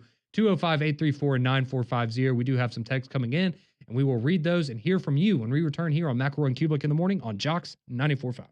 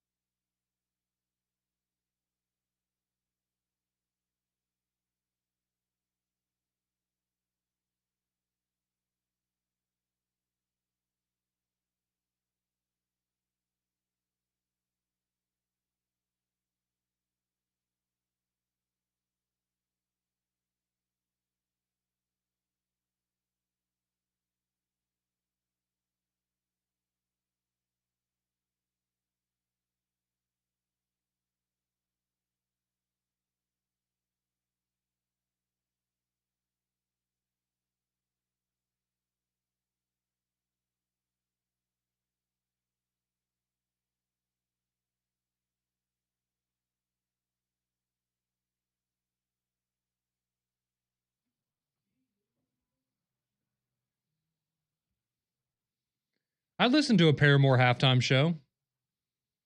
I'd get down with something like that.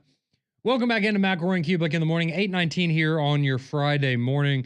A quick programming note for the Birmingham Bowl. So if you want to catch that game on the radio, you're driving around running errands, whatever it is that you have going on, that game you will be able to hear on Jocks 2 100.5.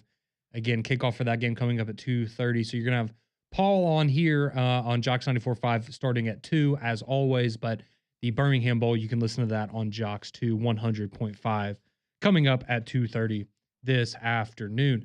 Going to get to some text messages here in a second, but wanted to share this. Again, this is something that we've started to see a little bit more of. We had Michael Vick taking the head coaching job at Norfolk State a couple of weeks ago. I thought that was really cool. Again, campus is about 15 minutes from where he grew up, so kind of going back to his roots and trying to bring that program into prominence and get his start in the coaching world there. And we have another former NFL star that I know I remember very fondly. I'm sure you're the same, Damien, especially with you playing wide receiver in college. But that is Deshaun Jackson, the speed demon from the Philadelphia Eagles. He has signed and agreed to become the next head coach at Delaware State. So that's a cool opportunity for, again, another guy that, you know, for us growing up, like one of the more exciting players in the NFL to watch. And, you know, now getting his start, his coaching career and going to Delaware State. And, yeah, just kind of very cool. Another coach going and taking over an HBCU and trying to bring them up to prominence. And, you know, we'll see if this means, you know, in the future, he's trying to, you know, parlay this into a bigger job, just like Michael Vick. And these are going to be guys we talk about in the coaching world for the foreseeable future, or, you know, whatever it may be for them. But again, just kind of a cool opportunity there for Deshaun Jackson taking over at Delaware State as their next head football coach. All right. Well, as we said before going to break, it is a little bit of a Final Score Friday here. We want to get your thoughts. We have a great slate of bowl games coming up today, including the Birmingham Bowl, what your score predictions are for those games coming up today. 205-834-9450 get you on the courtesy GMC text line. We have somebody who chimes in and simply asks, where would Duke get $8 million to pay for a quarterback? I couldn't tell you. Who I had to dip into that basketball Coach K fund. Yeah, I would think that, yeah, maybe you had to, you know, break open another piggy bank. I'm trying to find out who, if anybody knows, feel free to text in. I don't know who, like, do they have a big booster? If there's somebody that maybe I'm just completely overlooking that, you know, some billionaire that they can just have stroke checks for them that, you know, similar to some of the, you know, prominent boosters we're familiar with here in the SEC. But I mean, Duke has money. Like, let's be honest. I mean, it's a very nice, you know, university. They're going to have money. It's just, I think it's more so the fact that they're committing that to one player for their football program, where, as you said, Damien, earlier, they're a basketball school. Yes. So, I mean, you can't say they're not trying, I guess. I mean, they think that this is going to help them with viewership, or, you know, putting butts in the seats in the stand. I mean, I don't know. Maybe, I mean, you seen it around college athletics, college football in particular. Maybe the going price for a ticket at Duke is going up a little bit to, you know, have the Mensa tax. Maybe he just has a really good SAT score, and this is more of an academic scholarship than anything else. I don't know, but yeah, if you missed it, Darian Mensa, the Tulane quarterback, who had a great year this year for Tulane, he transferred to Duke earlier in the week and reportedly signed a 2-year, $8 million NIL deal with Duke to be their quarterback. And again, like, I don't want any of this to sound like, you know, we're poo-pooing on him as a player, because he is a very good player. It's more so the fact that that's a lot of money, man. That's very close to what I think we were hearing about Carson Beck at Georgia last year. And, you know, maybe you feel a certain type of way after the season that he had and some of the struggles he had throwing interceptions and things like that. But I mean, yeah, that's the kind of commitment you make when you expect to make the college football playoff. And, you know, I guess when you look at the Arizona States and the SMUs and the Boise States of the world this year, and you kind of look and go, hey, why not us next year? So we'll see what waits ahead for Duke. But yeah, that certainly definitely raised some eyebrows earlier in the week. We have, the suit. Our boss man texting in. This is for you, Damien.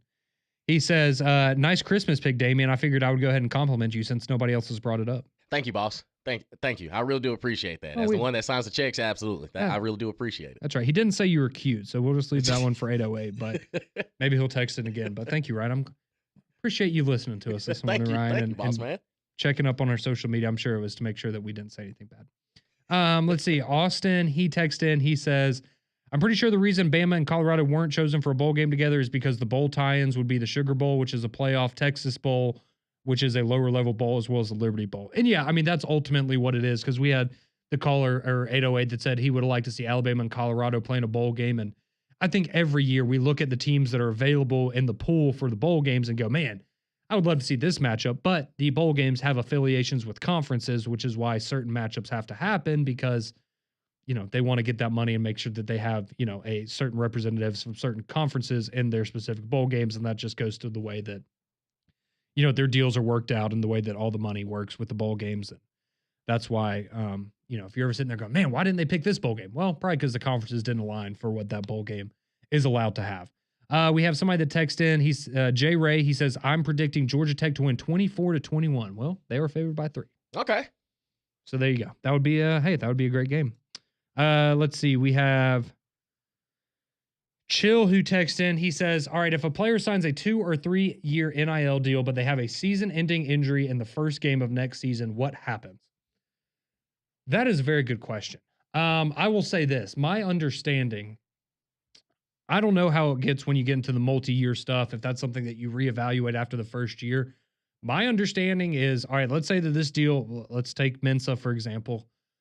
All right, he signs this deal with Duke. It's $8 million deal for 2 years, so $4 million a year.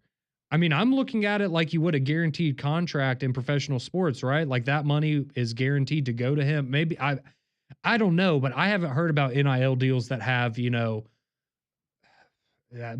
number of snaps you take, or, the number of touchdowns you pass for, the number of passing, like statistical benchmarks for, like you see in the NFL, right? With bonuses, right? If you hit, 100 receptions on the year, you get a $250,000 contract bonus, whatever it may be, that are kind of tied into those contracts.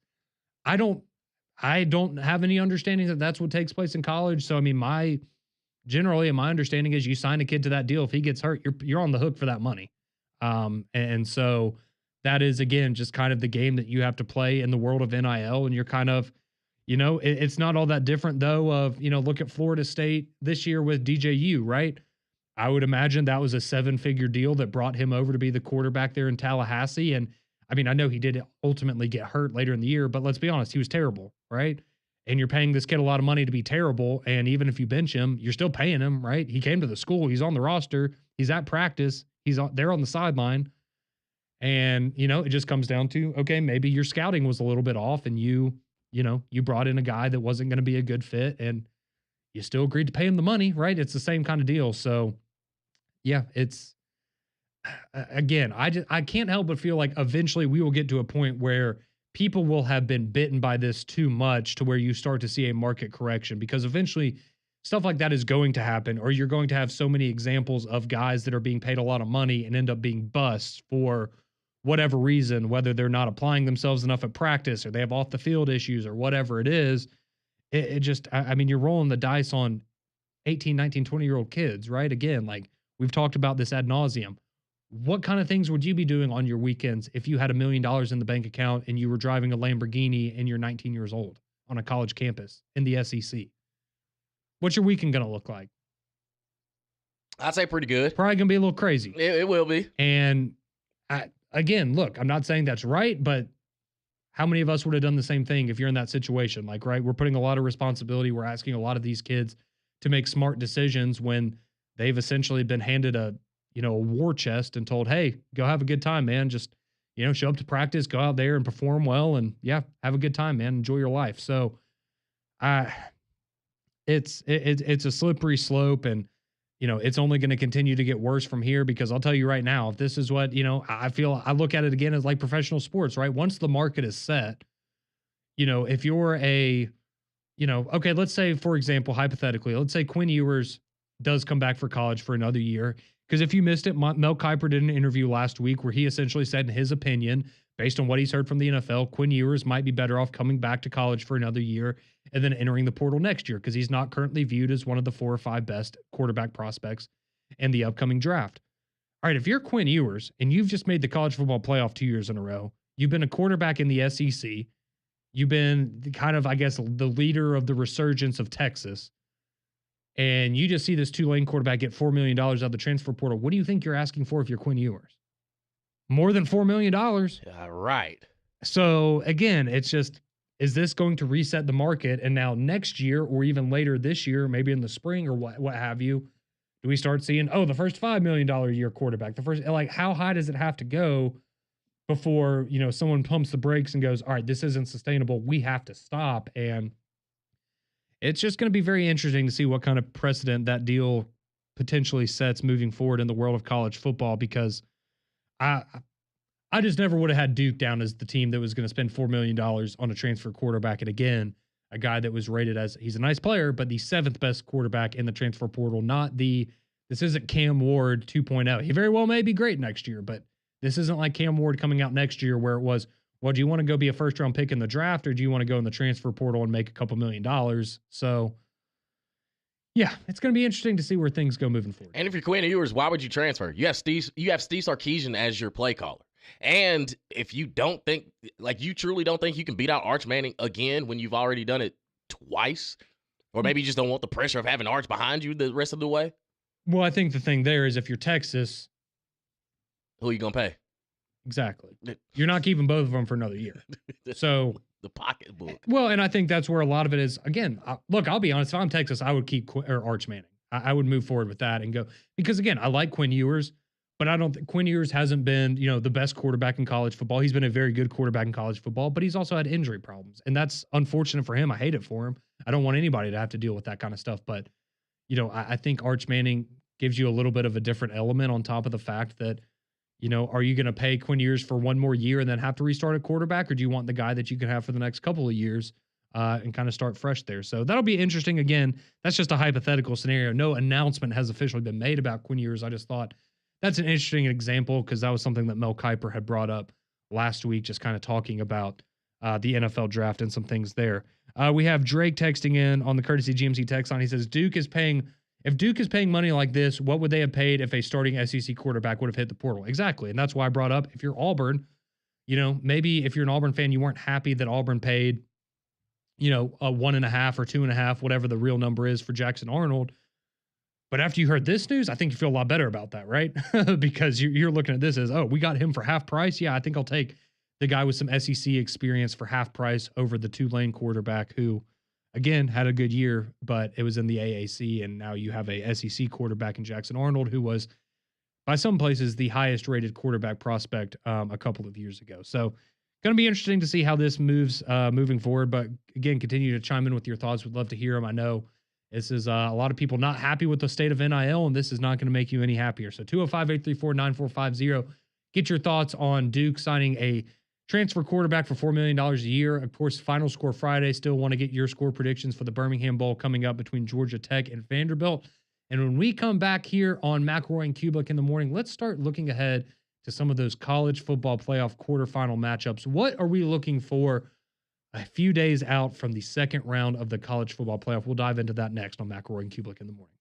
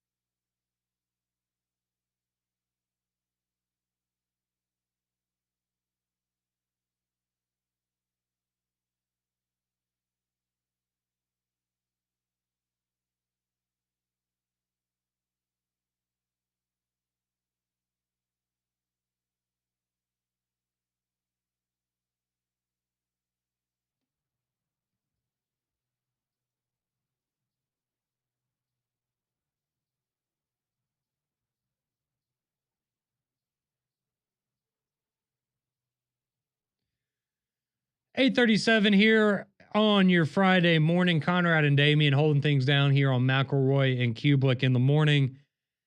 Taking a look back on some of the action we got over the Christmas holidays around the NFL as well as bowl season here in college football. Spending a good bit of time as well as getting some of your reaction to Duke signing Tulane transfer quarterback Darian Mensah to a 2-year, $8 million NIL deal to be the quarterback for the Duke Blue Devils for the next couple of seasons. And again, when we're talking about this, we're not, trying to criticize Mensah, say that he's a bad player or anything like that. It's more about what kind of value are you getting out of this if you're Duke? Because again, as we talked about, if you're not making it to the college football playoff, are you really getting a return on your investment here? And maybe you are, in the sense that this signals, hey, we are willing to do what it takes to win in this new era of college football. And maybe it's just their way of sending a message and trying to get, support moving forward here in this new era. It's just, again, it's Duke, like nothing against them. I get it. Like good for them. They went out and identified a guy that they thought could lift up their program and bring them more success, but that's just a lot of money. And we have somebody that texted on the courtesy text line. He says, Darian Mensah is a hell of a QB, likely pursued by way bigger brands than Duke, but to lock him down, Duke had to pony up $4 million. If that's what it took to get Mensah, I think he can be worth every dime for Duke. The guys who say you shouldn't pay that much for a quarterback didn't watch him play, especially while the whole Tulane team was healthy. Okay, again, we're not saying he's not a good player, but $4 million for the seventh rated port. I don't know if any of these players are worth $4 million. I don't. Nah. No. I mean, again, go back to last year, right? Cam Ward. If you paid $4 million for him, if you're Miami, is that worth it right now? Because you didn't make the playoff. You had a good year. You won 10 games. You didn't make the playoff. Like, would that have generated, was it worth it? Maybe it is, but I mean, again, you can even look at examples like that where I scratched my head and gone, I don't know if that's worth $4 million. Right? Like, I don't know what Oklahoma ultimately paid for Mateer from Washington State, but he was the number one quarterback, the number one player in the portal. I would probably be scratching my head a little bit if you're paying him $4 million, right? It's just, again, it has nothing to do with the player. It's the amount of money and the program that's doing that. And what kind of success, what is going to have to happen next year for that to be worth it if you're Duke? Right. And that's my biggest question. If Malik Murphy gets you to 9-3 and you paying him not even, 20% of that, is Mensah that big of a program changer for $4 million for 2 years? And again, it's Duke. It's okay. If you are just going to say like, okay, yeah, we'll take him for $4 million and we're still 9-3, then you're just out of $4 million at that point. Like you're out of $8 million for a guy that doesn't take your program necessarily any higher than it already was. And I think that's the biggest question mark I have of, okay, even if these other schools are offering him that much, it's okay. Well, if he went to the highest bidder, yeah. If I'm a school that's not trying to pay that much money for a guy that was, again, he's at Tulane. It was something different if he was coming off of if he was at an Alabama or an Ole Miss or something, putting up all these numbers. He was going against G5 competition. No disrespect to G5, but that jump to the Power 5 and Duke is in an ACC championship game. What was that investment worth? Yeah, I mean that's exactly where I am at, and it's, look, I'll be happy if a year from now we're talking about Duke in the college football playoff and how great of a season he is, and he was in New York for the Heisman Trophy ceremony and all that stuff, and we could be wrong. And again, it's not that he is not a good quarterback. It's just that is a big investment for a program that is not traditionally a college football power to make to. I mean, okay, this year, right? You were 5-3 in the ACC. You won 9 games, like a good season, right? But you were 2 games out of the race of being in the ACC title game. Maybe he's worth 2 extra wins next year, right? Maybe that is how you're rationalizing this in your mind is, okay, he's worth 2 extra ACC wins, and based on what SMU did this year, why can't we do what they did? And maybe that is the path, and that's kind of the perspective that they have there at Duke. It's just, it's shocking to say the least. But hey, I mean, more credit to Mensah. If you can get paid that much money, hell, if somebody wanted to pay me $4 million to do a job, I'll do it. Yeah, if I say it'd be hard to say no. It sure as hell would be hard to say no. We also have Will who texted in. He says, good morning, guys. Good show for y'all. A little bit different, and I like it. Appreciate that, Will. He says, first off, let's talk about Auburn. Allegedly, they're paying $2 to $3 million for Jackson Arnold. Unless they adjust their coaching and recruiting for the O-line, then they'll be back with Peyton Thorne running for his life again. Again, nothing wrong with Thorne, but you honestly expect someone to be able to make coherent decisions when they're trying to stay alive. Okay, so yes, I think that is a fair point. If the offensive line doesn't improve for Auburn, that's still going to be an issue for them. However, they have gone out in the portal. They got bookend tackles. You got Chaplin from Virginia Tech, and you got Murphy from USC. So you went out there and you identified two guys that can, I would imagine, come in and start for you next year on that offensive line. So they are doing things to bolster that.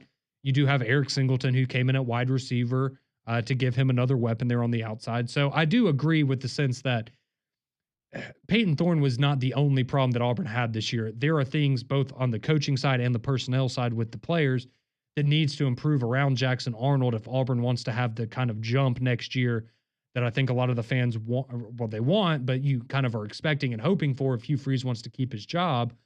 And so they have gone out and done that. But yes, I mean, those things are going to have to be better. And, you know, I will just say this. I know that 2.5 million was the number that came out initially, and I've heard that a bunch of places. I've also heard 1.5 million. So I couldn't tell you what the exact number is. It's going to be somewhere in that range, but I have also heard that it maybe is closer to 1.5 than 2.5 million. So, but again, when you compare it to what some other guys are getting, maybe it makes it a little bit easier to swallow if you're Auburn. So yeah, so appreciate those texts coming in. If you want to, 205-834-9450. Continue to text in. It's Final Score Friday. What are you thinking? Georgia Tech, Vanderbilt in the Birmingham Bowl.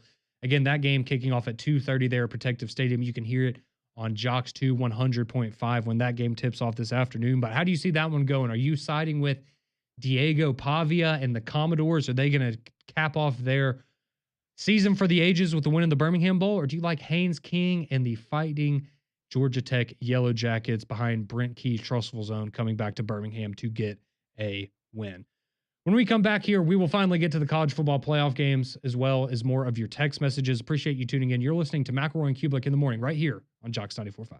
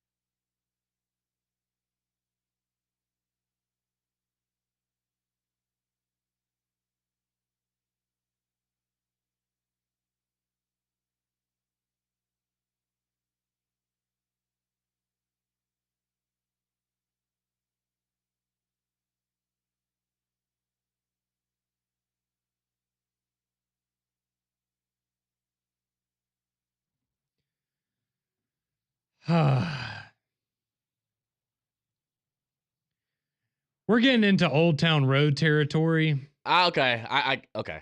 With this one. Fair enough. It's still a good song. It is not a bad song. But it's... Holy crap, I've heard this song so many times this year. Understandable. And hey, credit to Shabuzi. He got his hit, and he is riding that wave, and I respect it, but I'll just say this. I'm not going to be sad when I don't hear that song anymore. And now I will say, if you dive into his album, he got a song with Big X Plug, Drink Don't Need No Mix, certified. Well, pretty good. Oh, certified. All right, well, I might have to give that a shot, because, I mean, again, I think he has a good voice. He's a good performer. It's just, some songs, man, they just kind of get... They wear on you.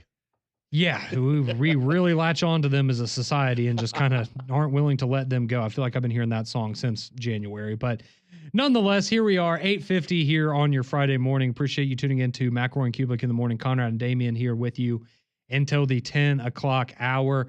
I know I said we're getting into some college football playoff games. I'm sorry, we're going to do that at 9 o'clock because I just remembered something from over the weekend that really made me upset. And I know it drives a lot of people crazy. And I know we've talked about, I know y'all have talked about it on this show. And it has to do with graphics. And so if you missed the news, we found out in the last couple of days, shocker, Lenore Sellers is going back to South Carolina. Good for him. There we go. He is staying at the school that he committed to out of high school. Good for him. Okay. He went somewhere. He got an opportunity to start. He played well, and he's staying there. And we got a graphic for it. Wow. And we got a graphic for it. Okay. Do we need a graphic to announce when guys are staying at the school that they're staying at? Because this is now the second one I've seen from South Carolina. You got Dylan Stewart earlier, and now you have Lenore Sellers, and those are great players. That is their best offensive and best defensive player for the future, and I'm good for them for keeping them there at South Carolina. But do we need a graphic announcing that a guy is staying at the school he is already at? I say no. I think it's dumb. I think it's extremely dumb because – okay, do you realize you would have to make a graphic for every single player that is returning? It's not like, one, Lenore Sellers didn't put his name in the transfer portal or anything. I mean, it's, okay, he's coming back after the bowl game for winter workouts. Congratulations. Yeah. We don't need a graphic for that. No, and I mean, look, let's be honest. We know in this world, I mean, there were schools offering him. We know that there's a school in this state that was pretty interested in him, and that Auburn was, of course, made it known that, hey, if you want to change the scenery, we'd love to have you. I think a lot of schools would. He was one of the best quarterbacks in college football this year. But he ultimately stays at South Carolina. It looks like he's going to stay for about $2.5 million, which again, just brings up the point, going back to the Darian Mensah situation. I understand, but would you rather have Lenore Sellers for $2.5 million or Darian Mensah for $4 million? I'll take Lenore Sellers for. I would take Lenore Sellers for $4 million. Like, if you want somebody you pay $4 million to, like, maybe we could have a conversation about that. Again, I don't really think anybody's worth that, but I digress. It's just one of those situations that continues to befuddle me. And good for South Carolina though. They also got Air Noland out of the transfer portal, the former 5-star quarterback commit at Ohio State, who didn't get a run of things this year, but I thought that was kind of interesting because, I mean, Lenore Sellers is freshman, and I mean, it's good to have a good backup, but I'm like, hey, man, you're okay. I'm like, congratulations. Just thought that was kind of interesting. I was like, I thought you might want to go somewhere you could start next year, but okay. Hey, I mean, more power to him, but hey, good for South Carolina. They get a big name out of the transfer portal, and they lock down their star quarterback for the foreseeable future. And I know. I heard the Auburn rumors. I know there are numbers thrown out there, and that they were going to offer him more than they offered Jackson Arnold, and he ultimately stayed at South Carolina. So I will say this, though. It's not happening, but that would have been fun to watch. I will just say that, because him and a Hugh Freeze offense, that would have been... They made it work. It would have been a lot better than the quarterback they had for the past 2 years. He's pretty good. Lenore Sellers is pretty good there, and he will... think he'll be pretty special for some time there at South Carolina. But we do have a couple of texts coming in here about the situation. Somebody texted in and says, "You nailed it, Conrad. Nobody out there is worth $4 million. Caps are a must in NIL. I have heard of performance-based NIL deals, not all guaranteed money." Okay, well then maybe some of these, maybe that's part of his deal is, if we get X number of wins, then you get the full $4 million. Or if you finish top 10 in the Heisman, or, whatever it may be, something like that. It may just be, X number of touchdown passes or yards passed for, whatever, something like that. It'd be interesting to find out all the details.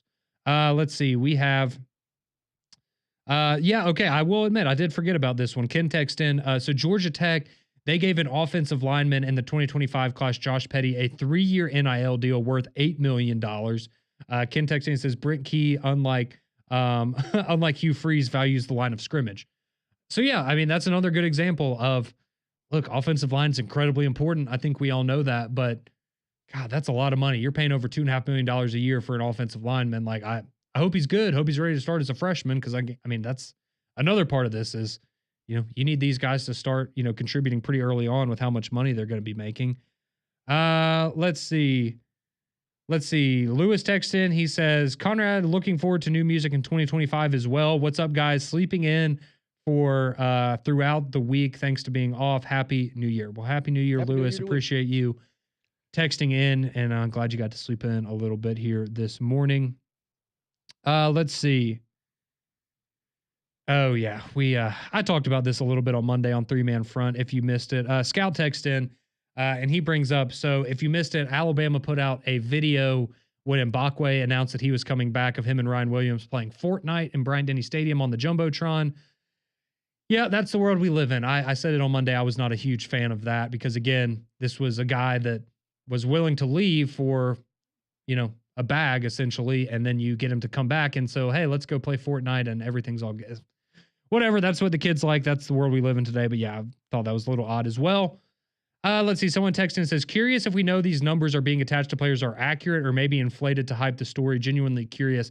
Yeah, and that's why I'm a little reserved on saying definite figures. And that's why I kind of try to give you a range of maybe what I've been hearing. But I will say in the Darian Mensah case, that was reported by CBS. They did a full story on it. I feel pretty good that they had their sources on that one and they know where that one lies. So it's a new world we live in NIL, and it continues to get crazier and crazier. But one more hour to go here. College football playoff quarterfinals. Let's break down the matchups next.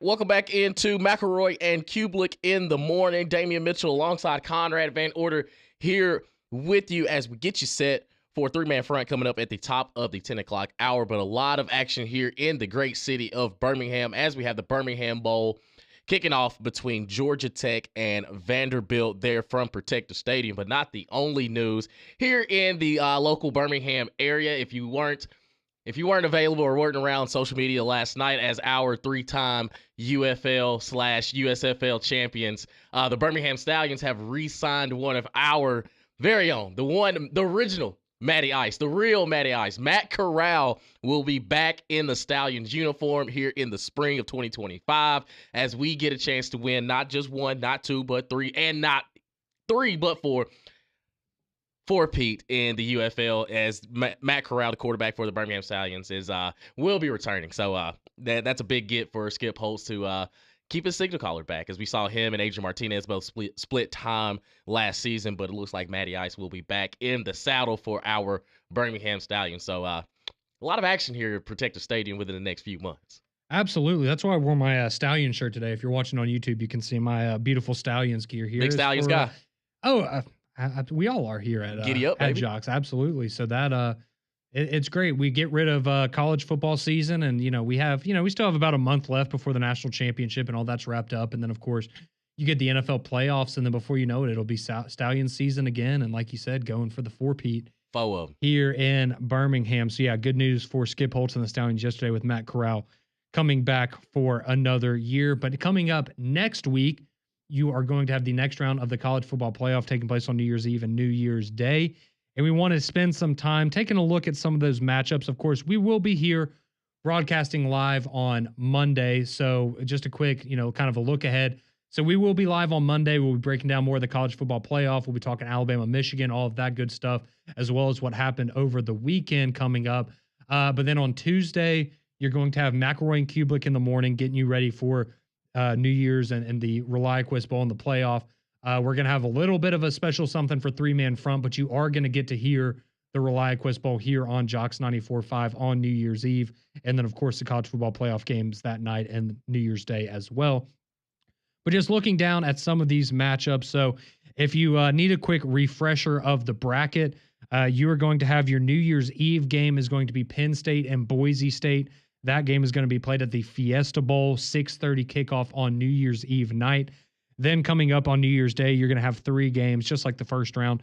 You're going to have Texas and Arizona State in the Chick-fil-A Peach Bowl. That's going to be at noon on New Year's Day. Then following that, you have Ohio State, Oregon, and that rematch from that incredible game we got earlier in the regular season. That's going to be at the Rose Bowl at 4 o'clock. And then the nightcap, you're going to get the Sugar Bowl between Notre Dame and Georgia. Also, a quick note, it was announced, I think we all expected this. We all knew this was coming, but Georgia did announce that Carson Beck had successful surgery earlier this week to repair his UCL injury that he suffered. So he is going to be out for the playoffs. He is not going to have any chance of playing for Georgia. So it is the Gunnar Stockton show moving forward. And the good news, if you're a Georgia fan, is you've had a few weeks to prepare for this now. And it's a little different than it was in the SEC championship, where he kind of just got thrown to the fire. And look, I'm not going to sit here and act like I expect him to come in there and bring everything to the table that Carson Beck did, but he does bring a different dynamic to that offense. And I think with multiple weeks of preparation and reps and just Kirby being the coach that he is, I would, I'll be honest. I don't know how big of a problem that's going to be for Georgia moving forward. I still think Georgia has a very, very good shot at not only beating Notre Dame, but ultimately getting a shot to play for another national title. But let's just look at some of these games, Damian. We'll start off with the game we have on New Year's Eve with Penn State and Boise State. Just kind of want to get your thoughts on this game, because I know, maybe you would say, well, first off, I wouldn't consider Oregon, Ohio State, Notre Dame, Georgia, whoever wins those games, I wouldn't necessarily consider it an upset in those games. But with Penn State and Boise State and Texas, Arizona State, that's more upset territory for me. I think a lot of people are kind of looking at this one, if you were to pick an upset, with Boise State, with Ashton Jeanty, how good he's been. I know he talked with the media I think yesterday, saying this is the healthiest he's been since the beginning of the season, and he feels like he's 100% now for the first time this year, which is a good sign if you're a Boise State fan. We saw what they did in the game against Oregon earlier in the year, making it very, very close, almost winning that game. And I think still we're just, I know Penn State won in the first game against SMU, but it's still the James Franklin narrative. Can you win another big game here? So I think this is an intriguing matchup. I think Boise State does have a realistic shot at making this a competitive game, largely in part to Ashton Genty. But Damian, where are you kind of on this game? Are you looking at this as an upset alert, or have you seen something from Penn State in the first round, and even going back to them kind of getting into a shootout in the Big Ten championship game where you think Penn State's just kind of going to run through Boise? Yeah, like the last 2 games that we've seen Penn State, it's kind of been a little bit different from what I've seen in the whole totality of their season. And when I look at this matchup with Boise State, yes, Ashton Genty has been the best running back in college football this season. Mm-hmm. And game in and game out, everybody's known that number 2 is getting the ball. It's just, can you stop them? I think Penn State is playing with a lot of confidence. I think Drew Aller, for as much criticism as he's, taken since he's been a starting quarterback for Penn State, the past 2 games, it ain't really been, he's done everything he's needed to do. How much of it is it just going to be confidence that Penn State can get it done? Or is it just this, it's almost like Lane Kiffin of, every time we see you in this situation, you find a way to throw up on yourselves. So I think it's more pressure on Penn State, because if you're Boise State, it's like, hey, we're playing with house money. Wasn't even supposed to be here. Not only are we here, we got a first round, got to have a first round bye. We're one of the top 4 teams in this playoff. So Penn State, how confident are they in this squad? Because defensively, SMU didn't look like they belonged on the football field with them. How much of it was Kevin Jennings was he shook? How much of it was it Penn State just being that much better than SMU? And I think a lot of it has to do with just Penn State wanting to rewrite this narrative of, we can't win the big ones. Now you have it served up on your platter pretty much that you knock off this team, and no matter who comes out the other side between Georgia and Notre Dame, you're putting yourself in a nice position to really have a real chance of playing for a national title. And how much of it do they succumb to the pressure, or they just go out there and continue to ball like they have been? Because, again, you go back to the Big Ten championship, I didn't think they had the ability to go out there and score almost 40 points. I just didn't think they had it in them. But when they made it, to me, it's almost a motivating factor of, let us get Oregon again. And, it's hard to beat a team twice, and Oregon has Ohio State in their second round game for them. And how much of it is, okay, let's just not play too tight? Because Boise State, you're happy to be there. How real is Ashton Genty? We're going to see firsthand how good he really is. I think he's one of the best. I think he is the best running back in college football. But if you're Boise State, it kind of just fits what you've done, what you've built your program on of. In these moments, we've overcome the Giants. We always have. And now it's about a chance to prove it. And I think Penn State, you are the better team going into it. I think collectively on both sides of the ball, you are the better team. It's just, okay, how do we not find a way to blow the football game? Do you continue to lean on your 2-headed monsters back there and running back? Do you say, hey, Drew Aller, don't blow it for us. Just go out there, do what you need to do, and let the chips fall where they may. I will say this, if you're Boise State, if I'm not mistaken, the last time you played in the Fiesta Bowl, some magic happened. It did. So, granted, that's going back about 15 years, something like that. Maybe we get another Statue of Liberty on, You never know. In the college football playoff, you never know. But, my thing for Boise in this game is, and this was one of my bigger complaints coming out of the first round of the playoffs. So I know a lot of people weren't satisfied with the quality of the games and the quality of the competition. But you had, for SMU in their case, they just look shell-shocked, right? They look like a team that was not ready for that moment and wasn't ready for a spotlight as big as the college football playoff. I look at Indiana, and you had a coach that was talking so much smack going into that game, but what did you do? You played scared, right? You coached scared. You made decisions that you probably weren't making in the regular season. And for whatever reason, you get into the college football playoff, no one expects you to be there, and you lose your fastball, right? And you start, you start second guessing yourself. You start being conservative. And that's not what you can do when you're in Indiana and SMU, a Boise State in the college football playoff, because you're not going to win. Like that is not a recipe for success when you're going up against, let's be honest, a higher quality of competition from the Big Ten, the SEC, and some of the other Power 4, programs that are in the playoffs. So for Boise State, can you avoid that? That doesn't mean you have to go for it on every fourth down. Doesn't mean you have to, go for a fake punt in the second quarter or do an onside kick early on or anything crazy. Like, you don't want to be stupid about it. But can you just say, hey, we're playing with house money here, right? We're the group of 5 team. No one expects anything of us. We're going up against a coach that, let's be honest, is known to choke away, these types of situations. Can we go in there and just make things difficult for them? Can we just play our style of football and say, hey, we're going to leave it all out there on the field. If it doesn't work out after 60 minutes, then so be it. But don't walk away from this game if you're Boise State and go, man, what if we had made this decision here? What if I had gone for it on that 4th down late in the game? What if I had, this, that, and the other? Don't walk away feeling like that, because I think if you're Kirk Cignetti, you probably feel that way after the Indiana game.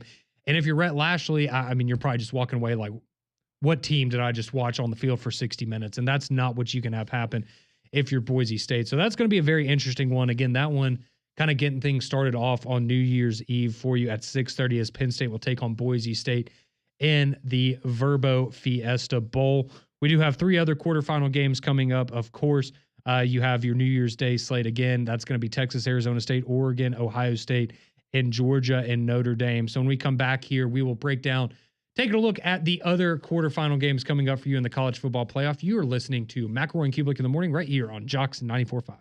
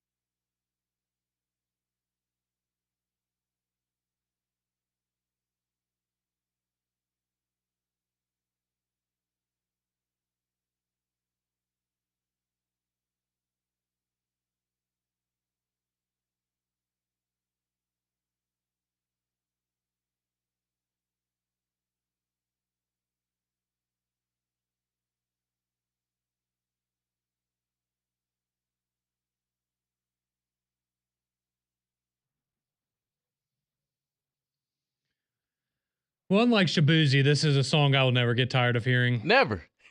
Never. This is a Travis Scott classic right here. Welcome back into McElroy and Cubelic in the morning. Connor and Damien here holding down the fort for you.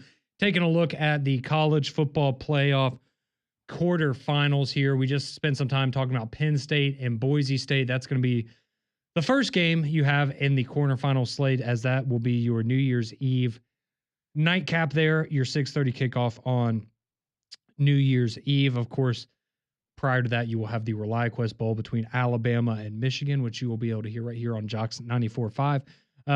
Looking at the other matchups that we have 3 more games here in the quarterfinals. And so we'll go ahead and look at the first game you're going to have on New Year's Day, which will be Texas and Arizona State.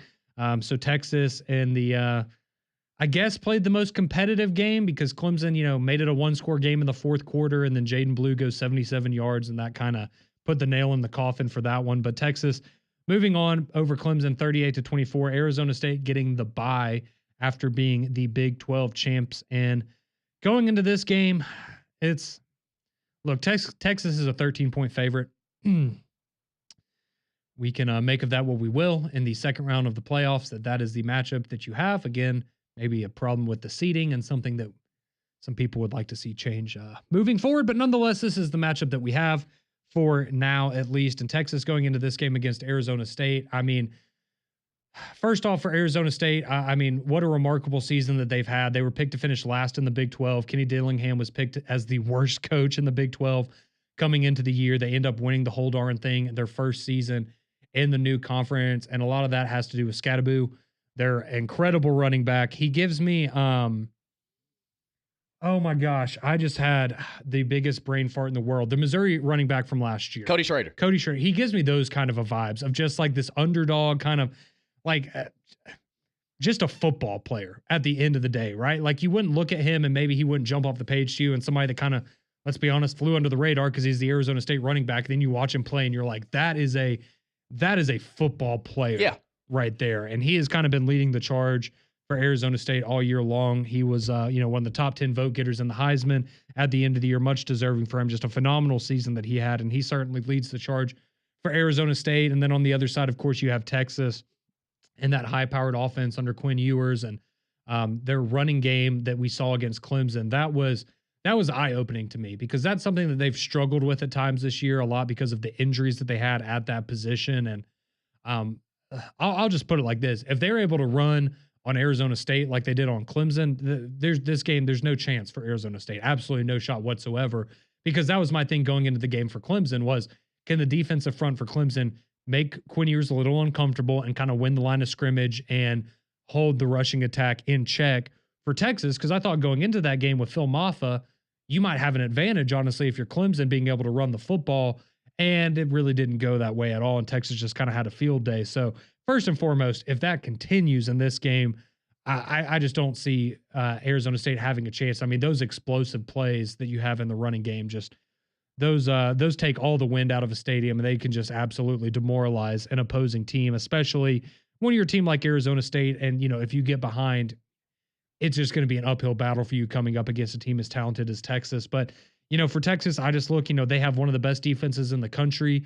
I expect them to be able to keep Arizona State in check. But again, Arizona State, you've had extra time to prepare for this. You probably maybe were doing a little homework on Clemson as well, just in case. But you've had time to prepare for this. You're rested after winning a Big 12 championship. And this is a Texas team that, let's be honest, at times this year, I don't think they've wowed a lot of people the way that we were expecting them to, right? You lost your 2 big games against Georgia this year. You didn't really play anybody else of note. Maybe the Michigan game was impressive early in the year, but now we kind of know how Michigan was, and that kind of put a damper on that. And then you go and you play a Clemson team that I don't think any of us were really arguing needed to be in the playoff, but they ultimately win their conference and get a spot in the playoff, kind of surprisingly. And then, it's a competitive game, but you're ultimately able to seal the deal. So, if you're Texas, this is just I don't want to call it a trap game, but you're in the college football playoff. No game should be a trap game, but you're looking ahead at the bracket and going, man, we should be able to probably cruise past this one. But then we're going to have to face Ohio State or Oregon. And I think that's potentially a dangerous scenario for Texas as well. So, Damian, kind of want to get your thoughts. How are you feeling about this game for Texas and Arizona State? Do you think Arizona State, is there a realistic chance that they keep this one close, or do you think Texas is just too talented? I think it's one of the things, if Texas turns the ball over, if Texas plays sloppy, I think that's the only way Arizona State can really pull off an upset. I don't think pound for pound they're going to be able just to line it up with Cam Scatterboo. I think he's dynamic. I think he will be a focal point. But what we saw from Texas in the first round, one, if they to your point, if they have the same production from their two-headed monsters in the backfield with Blue and Wisner, it's just going to be too much. It's going to be a snowball effect for Arizona State. You find yourself down, 2 possessions. It's all right, Sam Levitt. It's time for you because we're not going to be able to just keep trying to chew clock and just wait on Scatterboo to bust one. But I do think Arizona State and Kenny Dillingham, they're not going to be shy. They're going to be confident. They're going to go in there thinking we can pull off this upset. Because they've been doing it all season long. Like, they weren't supposed to be here. They literally were picked dead last in the Big 12. They end up winning the conference, and now they find themselves in the position that they're in. But I think for Arizona State and the way that, they won the Big 12 and just dominating fashion over Iowa State, if you could come out the gate early and at least press the issue, because Quinn Ewers has shown that he'll turn the ball over. So I think if the more you can kind of rattle things up early on, that'll kind of help you out in the end, in the backstretch, if it is kind of a ball game. But I don't think straight up that Texas shouldn't struggle. I think that what they have in the run game, what they're able to do, and then their defense, they suffocate you. It's okay. We turn the ball over. If Arizona State finds themselves, turning the ball over, it's going to be hard to kind of find yourself trying to inch back in a situation with a team that's dominant as Texas is. Yeah, no, you're absolutely right. I mean, you brought up Sam Levitt, the Arizona State quarterback, who was, I know Scatterboo got a lot of the headlines, I guess, but Levitt was very, very good for them this year. 24 touchdowns, only 5 interceptions for him on the year. And you go back and you look at that Clemson game in the first round, and, Clemson wasn't able to really ever find anything on the run, but Cade Klubnik, I mean, he threw for 335 and 3 touchdowns. So if you're Arizona State, and I mean, I don't think it's any secret that Texas has been better defensively up front than in the secondary this year. I think that's your path right there, right? Is Scatterboo's your best player? You want to lean on him. And if you can, that's great, but you're going to have to be able to get in a rhythm in the passing game because that's where Texas is most susceptible. But obviously as well, if you're having success through the air, that's going to open up more opportunities for Scatterboo to have lighter boxes and be able to do his thing more easily. And I'll put it like this. I think if you're Arizona State in this game, you almost maybe are looking for it to become a shootout because I think that's where you're going to have that's going to be your best opportunity, in my opinion, of making it competitive because I think defensively Texas is significantly better than Arizona State. And I just don't know if Arizona State defensively would have what it takes to keep this a game that you could win maybe like a 24-21. I could be completely wrong. Maybe they're able to get after Quinn Ewers, like you said. We know he can be made uncomfortable and that can cause some problems for him. But if you're Arizona State, maybe you can open up in passing game a little bit and you hope that ultimately it's a game where your offense is just in a rhythm and you're able to keep moving the ball down the field. And, hopefully it's a 42-35 kind of game or something like that, where you feel like you have more of a chance because you're keeping the Texas defense on their heels. The next game that we have on the slate there in the college football playoff, of course, is going to be the Rose Bowl game. That game coming up on New Year's Day at 4 p.m. And that is going to be a rematch between Ohio State and Oregon. And first, I just want to get your thoughts on this team. So Ohio State's a favorite in this one. I'm just kind of surprised because I even saw some, hypothetical lines going around of, what would like a Georgia-Oregon line kind of be? And there were multiple teams, even Texas I saw would be favored over Oregon, which I just thought is kind of surprising. I mean, they were the number one team for most of the year. They went undefeated. They're rested. They have a great quarterback. They have a very good defense. We saw them beat Ohio State earlier this year. Granted, it was in Eugene for a home game for them, but I feel like Oregon's, and I don't really know why, just kind of being disrespected now in the college football playoff. I thought that was odd, Damian. Yeah, I think a lot of people are buying stock of maybe the money that Ohio State has put into their program for this team this year is starting to show because of how they played against Tennessee. To me, I'm with you. I've seen an Oregon and Ohio State matchup. Oregon won. Now you can say, yeah, it was at home. And it was a 1-point game. Is at home. Right. Whatever. Will Howard should have slid earlier, blah, blah, blah. Right. Yeah. I've seen this head-to-head matchup. Oregon won. And to your point, Oregon to be the number one team that's handled their business week in and week out, they're getting the short end of the stick. And it's like, wait a minute. We hadn't lost the game. There ain't another team in college football that can say that. We've stood against every single test. And Dan Lanning at this point, he's like, what else y'all want us to do? Like, what more do you want from us? Because we've seen this Ohio State team. We understand what's across from us. We've seen them head to head. We've beaten them head to head. And I think for Oregon, Dylan Gabriel has played phenomenal all season long. He literally just a perfect fit from what Bo Nix had done for him for 2 years. Yep. And now you insert Dylan Gabriel. He's done nothing but go out there and perform at a high level. You got James in the backfield, over 1,000 yards rushing. What more do you want from us? What more can we do? You're stacked at wide receiver. Yeah, right. It's like, well, we've done what we've needed to do and we're still getting disrespected. Okay, we'll go out there and show you again. But I think for Oregon, it kind of keep that same attitude of, all right, well, if y'all don't believe we're the number one team in the nation, we'll just continue to show you week in and week out why we are. It's just interesting because last year it was like the exact opposite thing, right? Where Washington beat Oregon in the regular season. And for some reason, people continued to just, no, Oregon's better. They're better than, I know they lost, but they're better. They continue to be very highly ranked. They went into the Pac-12 championship. Everyone, Oregon's going to wipe the floor with them. Oregon is going to win the national championship. And then they lose again to Washington. And you're just kind of sitting there like, Oregon was good last year, but why were we so convinced that they were better than a team that we already saw beat them? And people were so adamant that game was a farce. Oregon's way better. It's like, well, we kind of see it play out on the field, so I don't understand. And now it's like we're overcorrecting this year and not giving them the credit they deserve because, well, Ohio State, they lost to them, but did you see what they did to Tennessee? I did see what they did to Tennessee. I also saw what they did to Michigan the game before that, and it wasn't pretty. And I saw what Oregon has done to Ohio State earlier in the year, and I get it. Yeah, okay, they went to Wisconsin. They played a close game. They played like crap, and they won. They still won the football game, right? They played a close game against Idaho to start the season. They won. Especially this year in college football, we've seen a number of teams that have bad weeks, but they lose those games. In Oregon, they have it, and that is a credit to them. And I just think it's kind of interesting because, again, I think Oregon, with the rest that they've had, I think they have a better quarterback. I think Ohio State has an advantage at wide receiver. I think they have an advantage at running back. I would give them a little bit of an advantage defensively as well. I think Oregon's still very good defensively. But again, it's okay. So Ryan Day was able to beat Tennessee. That was great. You got a home game.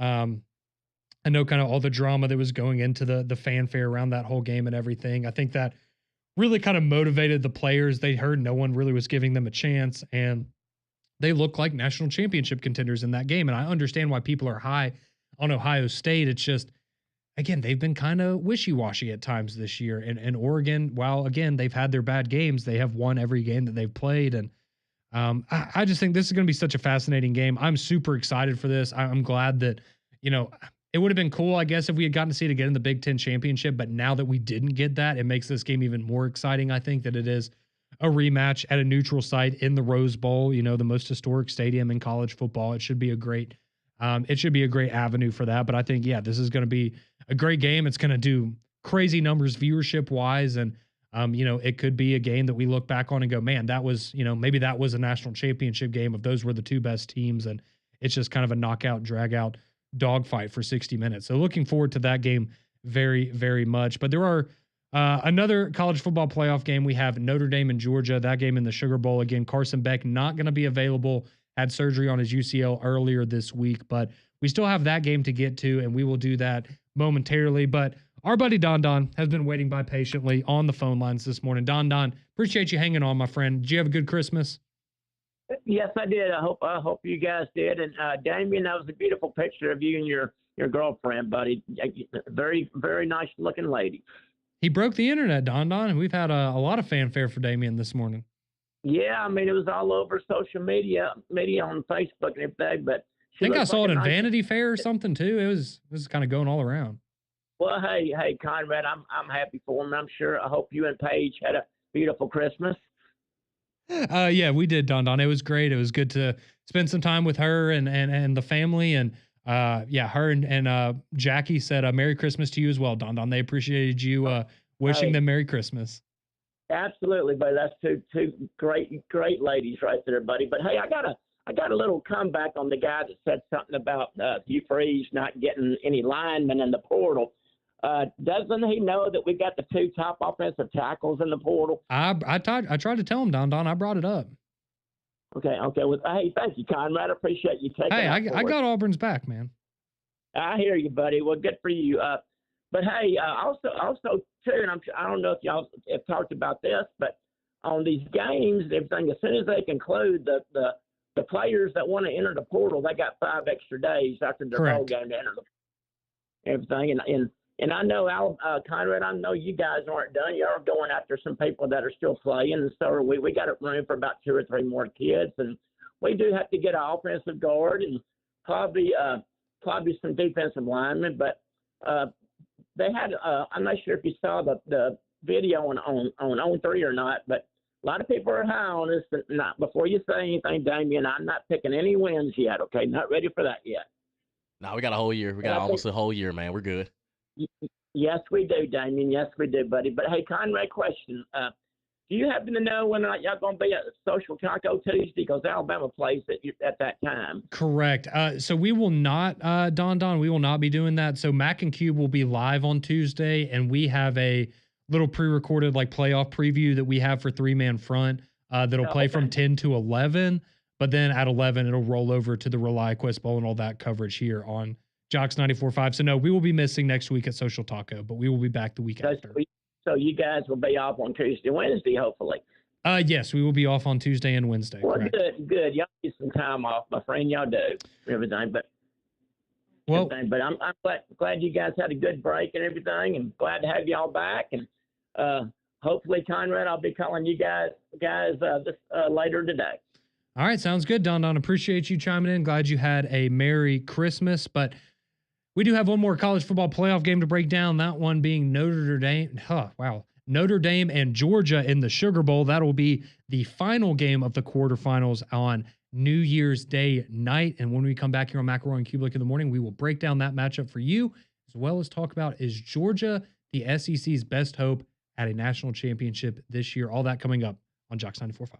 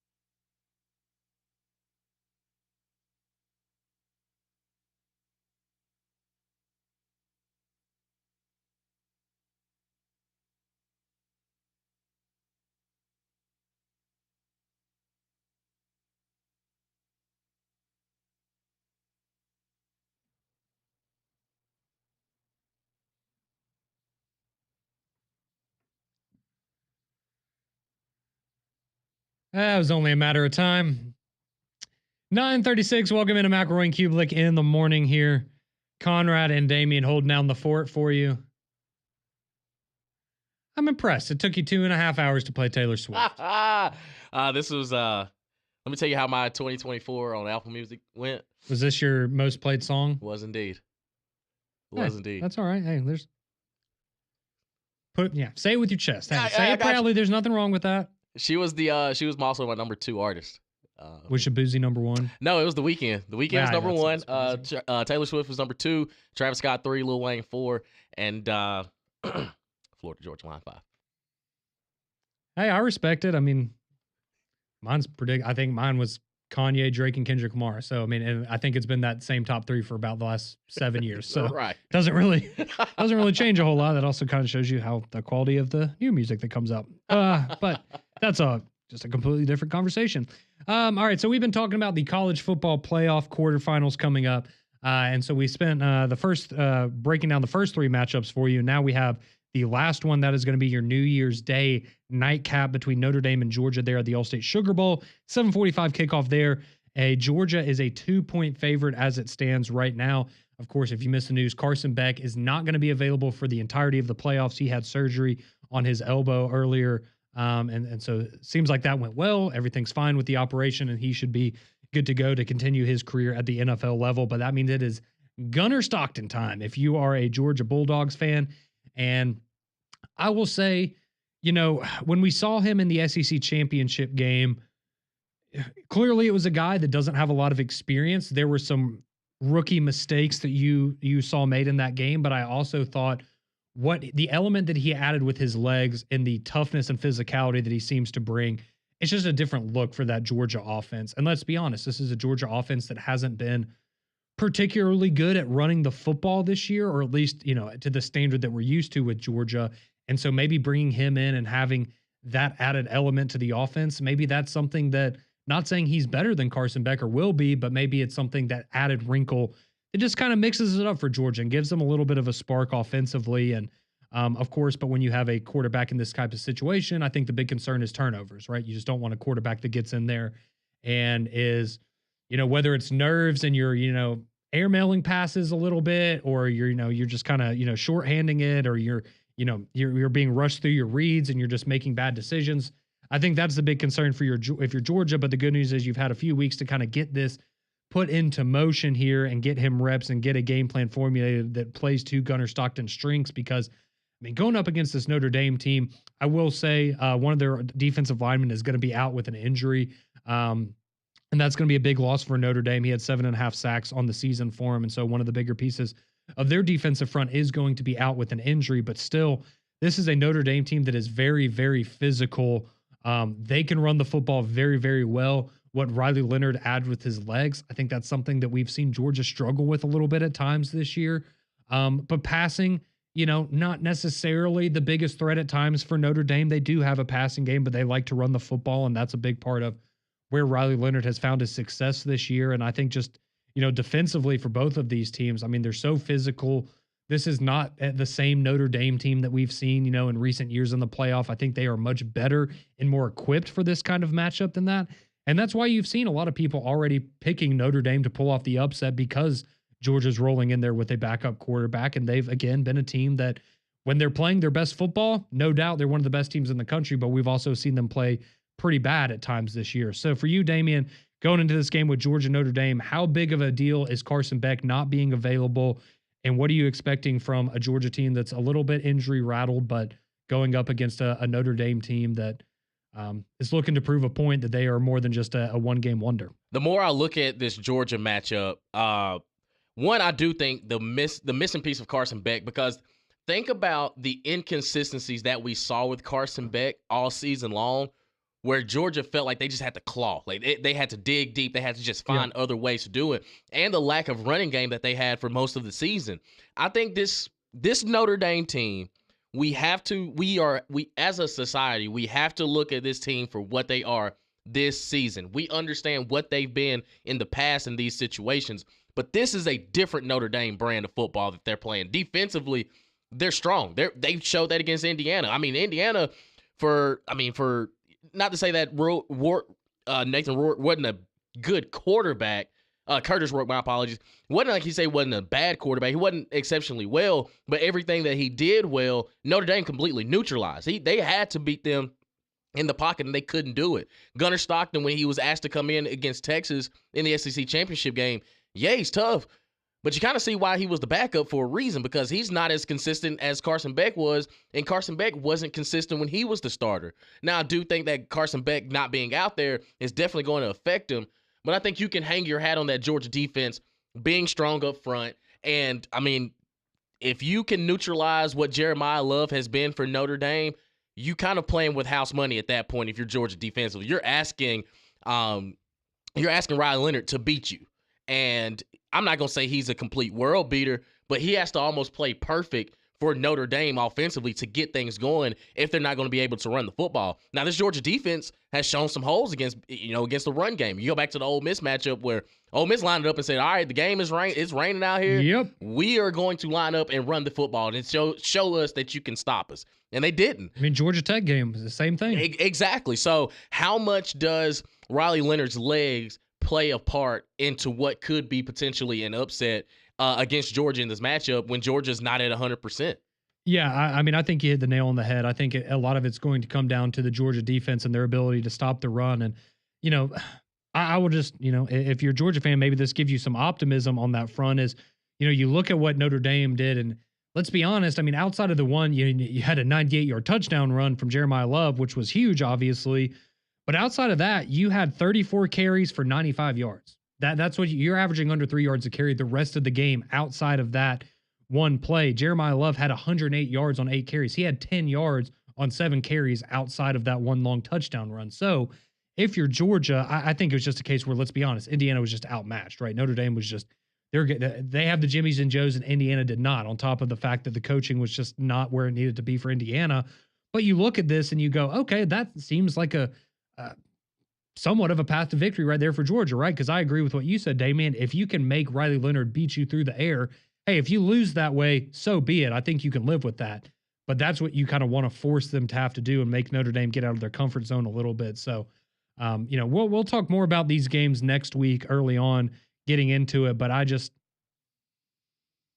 Georgia, man, it's until I see Georgia choke or not show up for a playoff game, I kind of look at it similar to how we did with Nick Saban for so long. You're going to give Kirby Smart how many weeks to prepare for this matchup? I don't care if he has a backup quarterback. Yeah. It's hard for me not to lean Georgia, but I understand why there's a lot of Notre Dame love out there, and I think that there is going to be – they have a very real chance to win this football game. I just think Georgia's going to be too talented. They're well-rested, and I don't think anybody needed to get more rest going into the postseason than the Georgia Bulldogs. So those are your 4 college football playoff quarterfinal matchups that are coming up on New Year's Eve and New Year's Day, broken down for you. So when we come back here on McElroy and Cubelic in the morning, we see some of you on the phone line and have a couple of texts that have come in as well. So we want to hear from you, your thoughts on the college football playoff. Do you have some early score predictions, early leans on how you think those games are going to go, as well as the Birmingham Bowl, which again, coming up 2:30 kickoff this afternoon from Protective Stadium. You're going to be able to hear that live on Jocks 2 100.5 later on. So when we come back, we're wrapping up McElroy and Cubelic in the morning, and we hear from you heading into these college football playoff games and bowl games. Keep it locked right here on Jocks 94.5.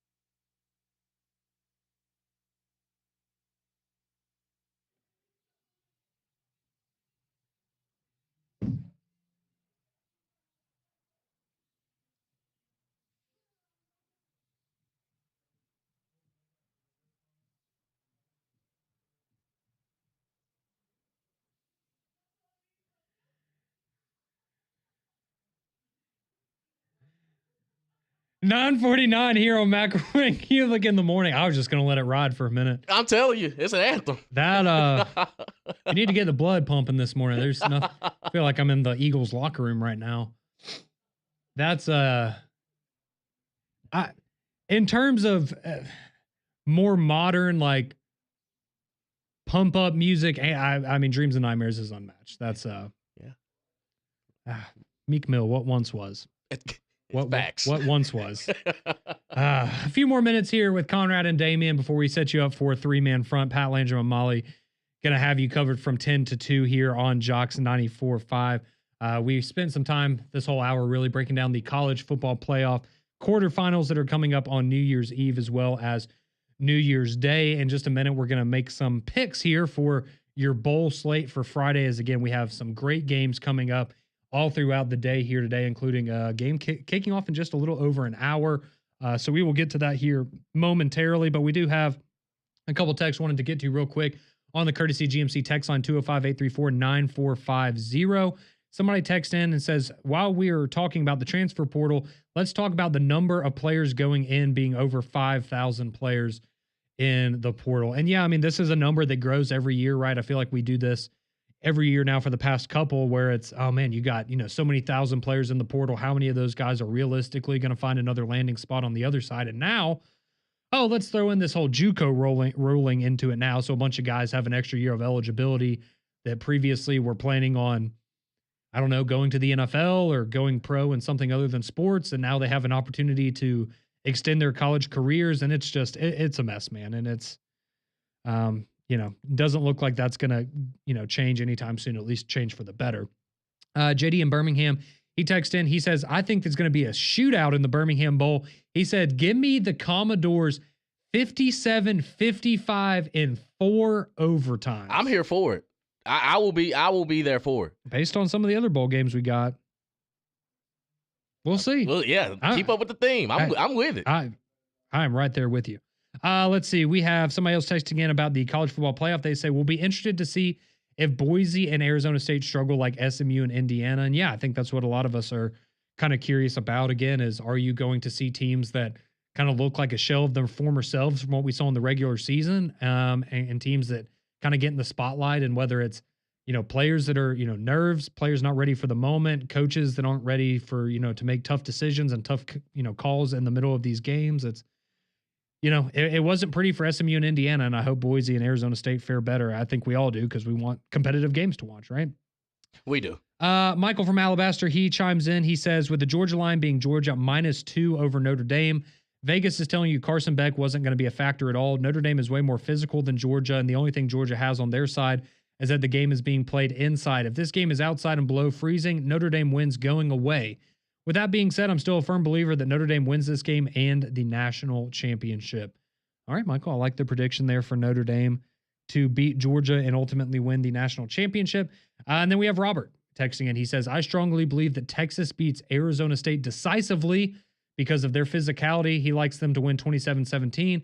He says, I like Oregon to sweep Ohio State 34-31.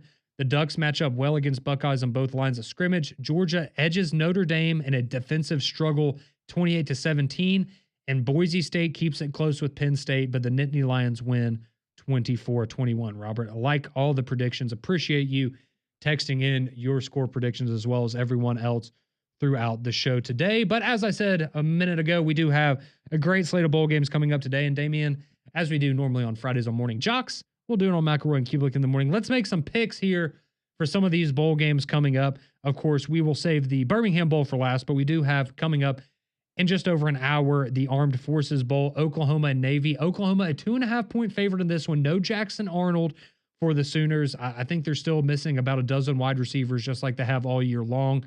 I'll be honest, I think defensively, I think Oklahoma can make this one interesting. I think that's where this matchup kind of lies. Navy, a little bit of a rough stretch to end the season. I'm going to take Oklahoma. I still just think defensively they're going to be able to stop the running attack for Navy, and it's just been kind of a rough road for them. I like Oklahoma. I think it's a close one, but give me the Sooners. Yeah, I'm with you. I think Oklahoma, now Michael Hawkins Jr. back in the starting lineup as the quarterback. Now, who is he going to throw it to? I do not know. But I think just the way Navy plays with the triple option and stuff, if Oklahoma jumps out on the lead on them, it's going to be difficult for them to kind of, continue that attack and still beat you with air. So I lean Oklahoma in that one as well. All right, then we have Texas Tech and Arkansas in the AutoZone Liberty Bowl coming up at 6 o'clock tonight. Texas Tech a 1.5-point favorite in this one. And Arkansas has been so hit or miss at times this year, and you just wonder, Sam Pittman's safe, but going into the offseason, you didn't really end the year the way you probably would have liked to. And I just think Texas Tech was pretty good this year. I'm going to roll with Texas Tech. I would love to see Arkansas and Sam Pittman finish off the year on a high note, but I'm going with Texas Tech. I think Arkansas does finish on a high note. Okay. I think that with Taylor Green, now it's kind of just, hey, man, this could be your swan song. This could be the last time we see you in a uniform. Does he come back next year? Who knows? And I think just for Arkansas, they play hard for Sam Pittman every single game. When they click, and I think the running and attack for Arkansas patterned with just the RPO attack. I think for Arkansas right now, you want to put yourself in a good position going into 25. I think they get the bowl game win. All right, then you have Syracuse and Washington State in the DirecTV Holiday Bowl at 7 o'clock tonight. Syracuse an 18-point favorite. That's a big line. I'm rolling with Syracuse and Kyle McCord. He's been great all year for them. I like the orange. Yeah, I think they're going to light them up. Give me Syracuse as well. All right, then you have USC, Texas A&M in the Las Vegas Bowl. A&M a 3.5-point favorite. Again, this is an A&M team. Didn't end the year the way you wanted to, but I think being able to get to that 9th game, you still got Marcel Reed, a lot of talented guys there. Give me Texas A&M. It's just been a disaster of a year for USC. I like the Aggies. Yeah, I hate Texas A&M, but I think they win. And then finally, the Birmingham Bowl, which you can hear on Jocks 2 100.5 coming up at 2:30 from Protective Stadium. Georgia Tech and Vanderbilt. Georgia Tech a 3-point favorite.